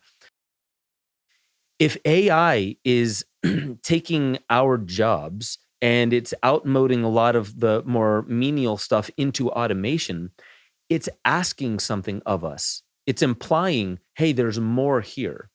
So if the spiritual degradation is coming, it's not directly because of the AI and the technology itself.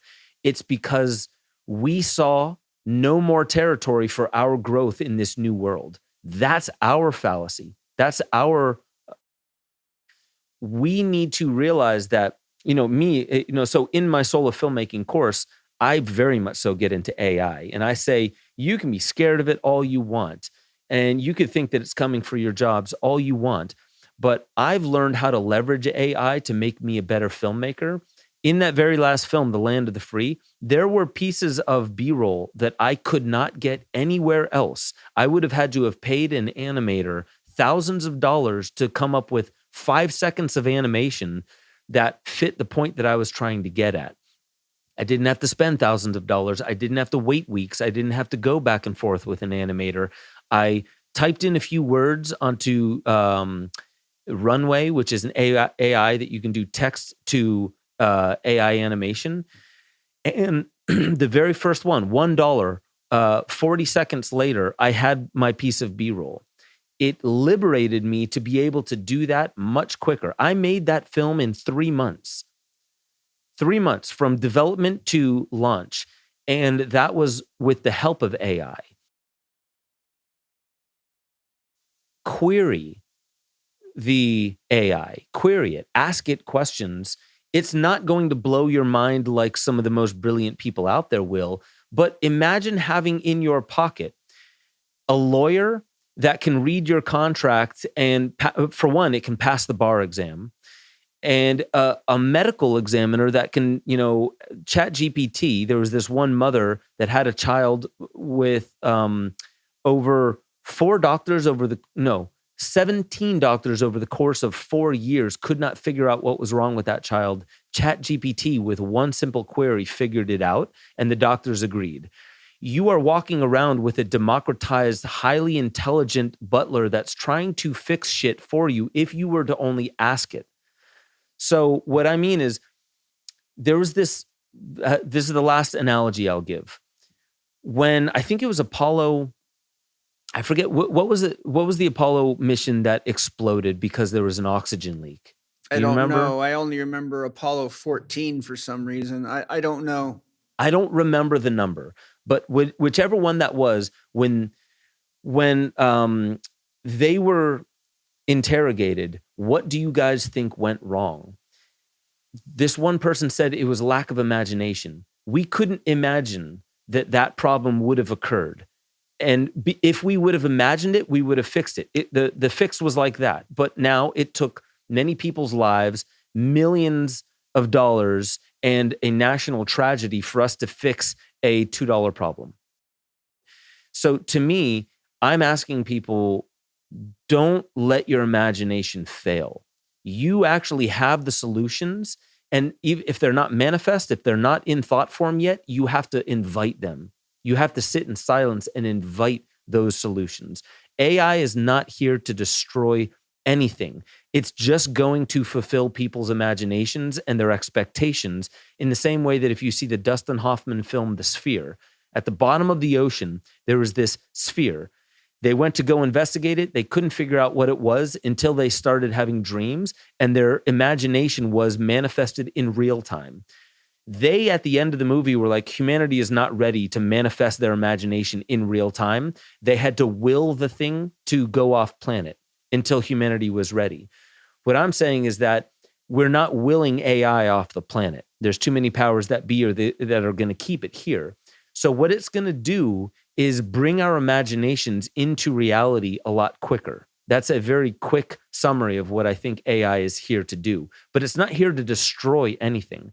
We have to learn and also share this insight with other people that all we got to do is leverage it. But we have to leverage it with knowledge of self. If we leverage it without knowledge of self, our fear is going to be driving it, and our vices are going to be driving it. So locate self, wield AI for the tool that it is, and it will simply empower you.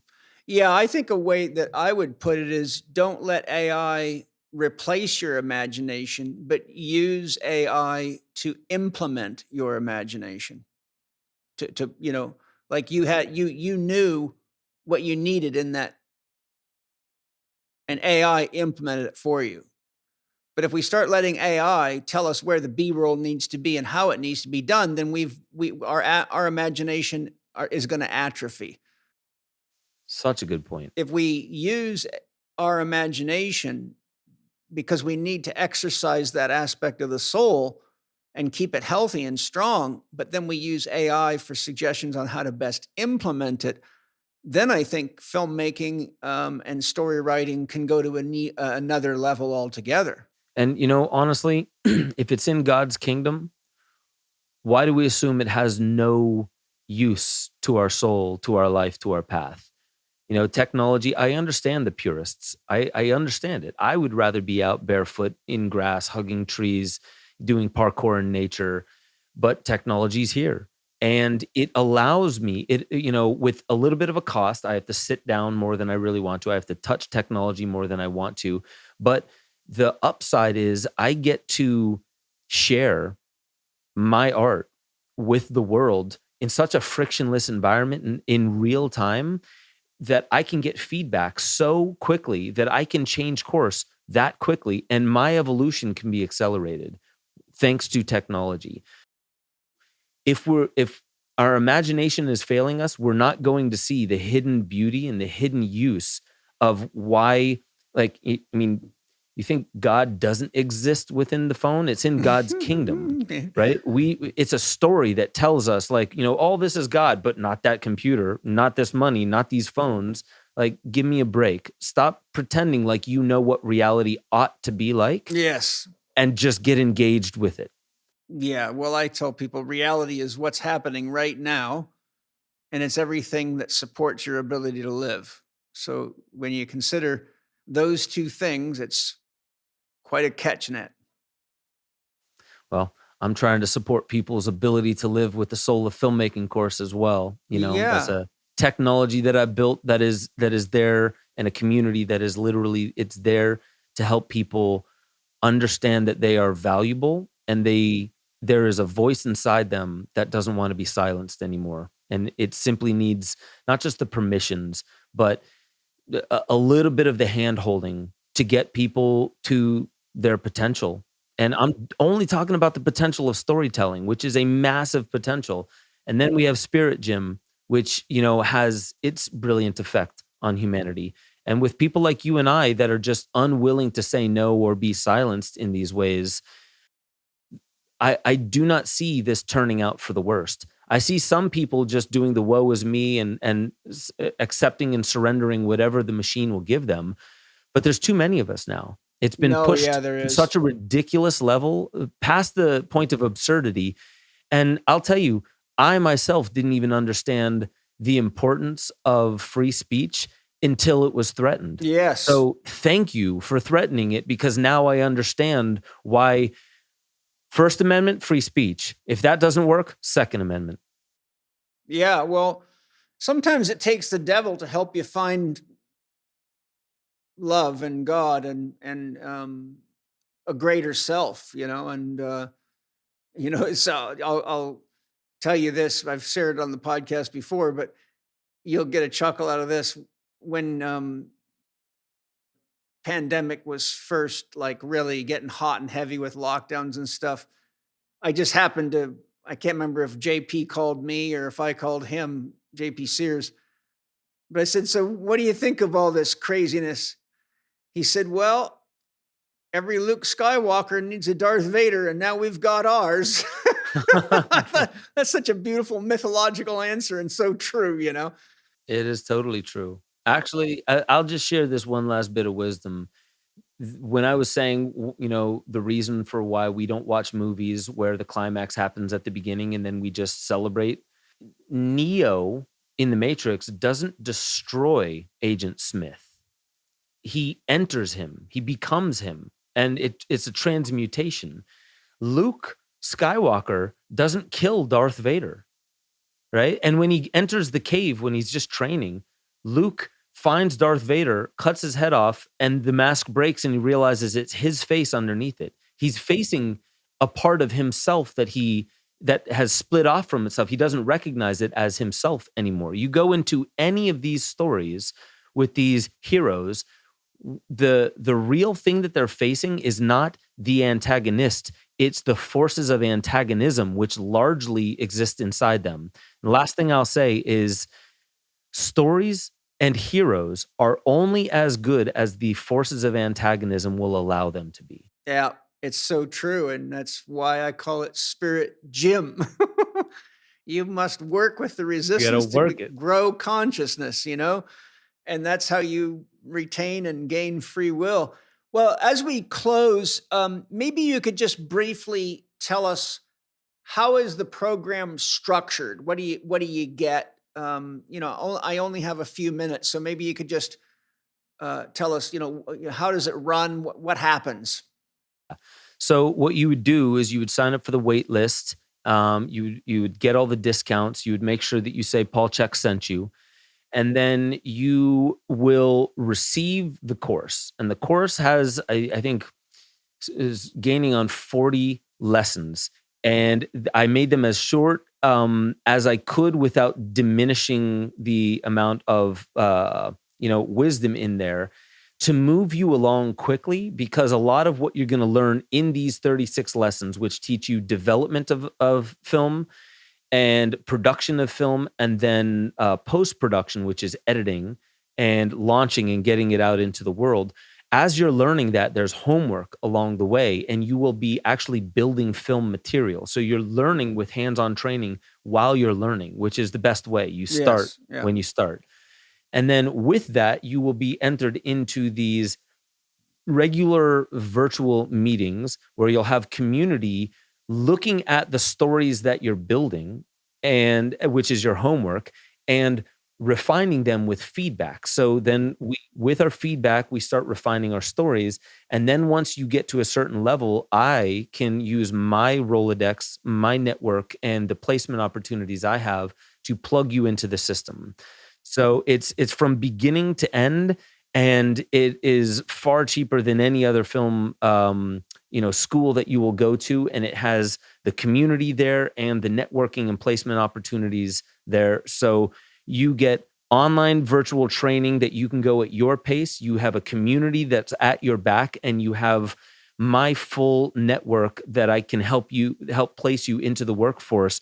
The only thing that you really need is to go to souloffilmmaking.com, sign up for the wait list. And when we get on that call, just show to me that you believe in yourself and that you are open to using story and its fundamentals to transform the world for the better. That's it. That's beautiful. I really appreciate that. I'm excited that you're putting some great myth makers, giving them a chance to release their genius into the world, and to, also potentially make a very good living doing something that really inspires you. And the reason that we each have an innate genius and soul passion is because when we do what we love to do, we inevitably overcome the obstacles to accomplishing our dream.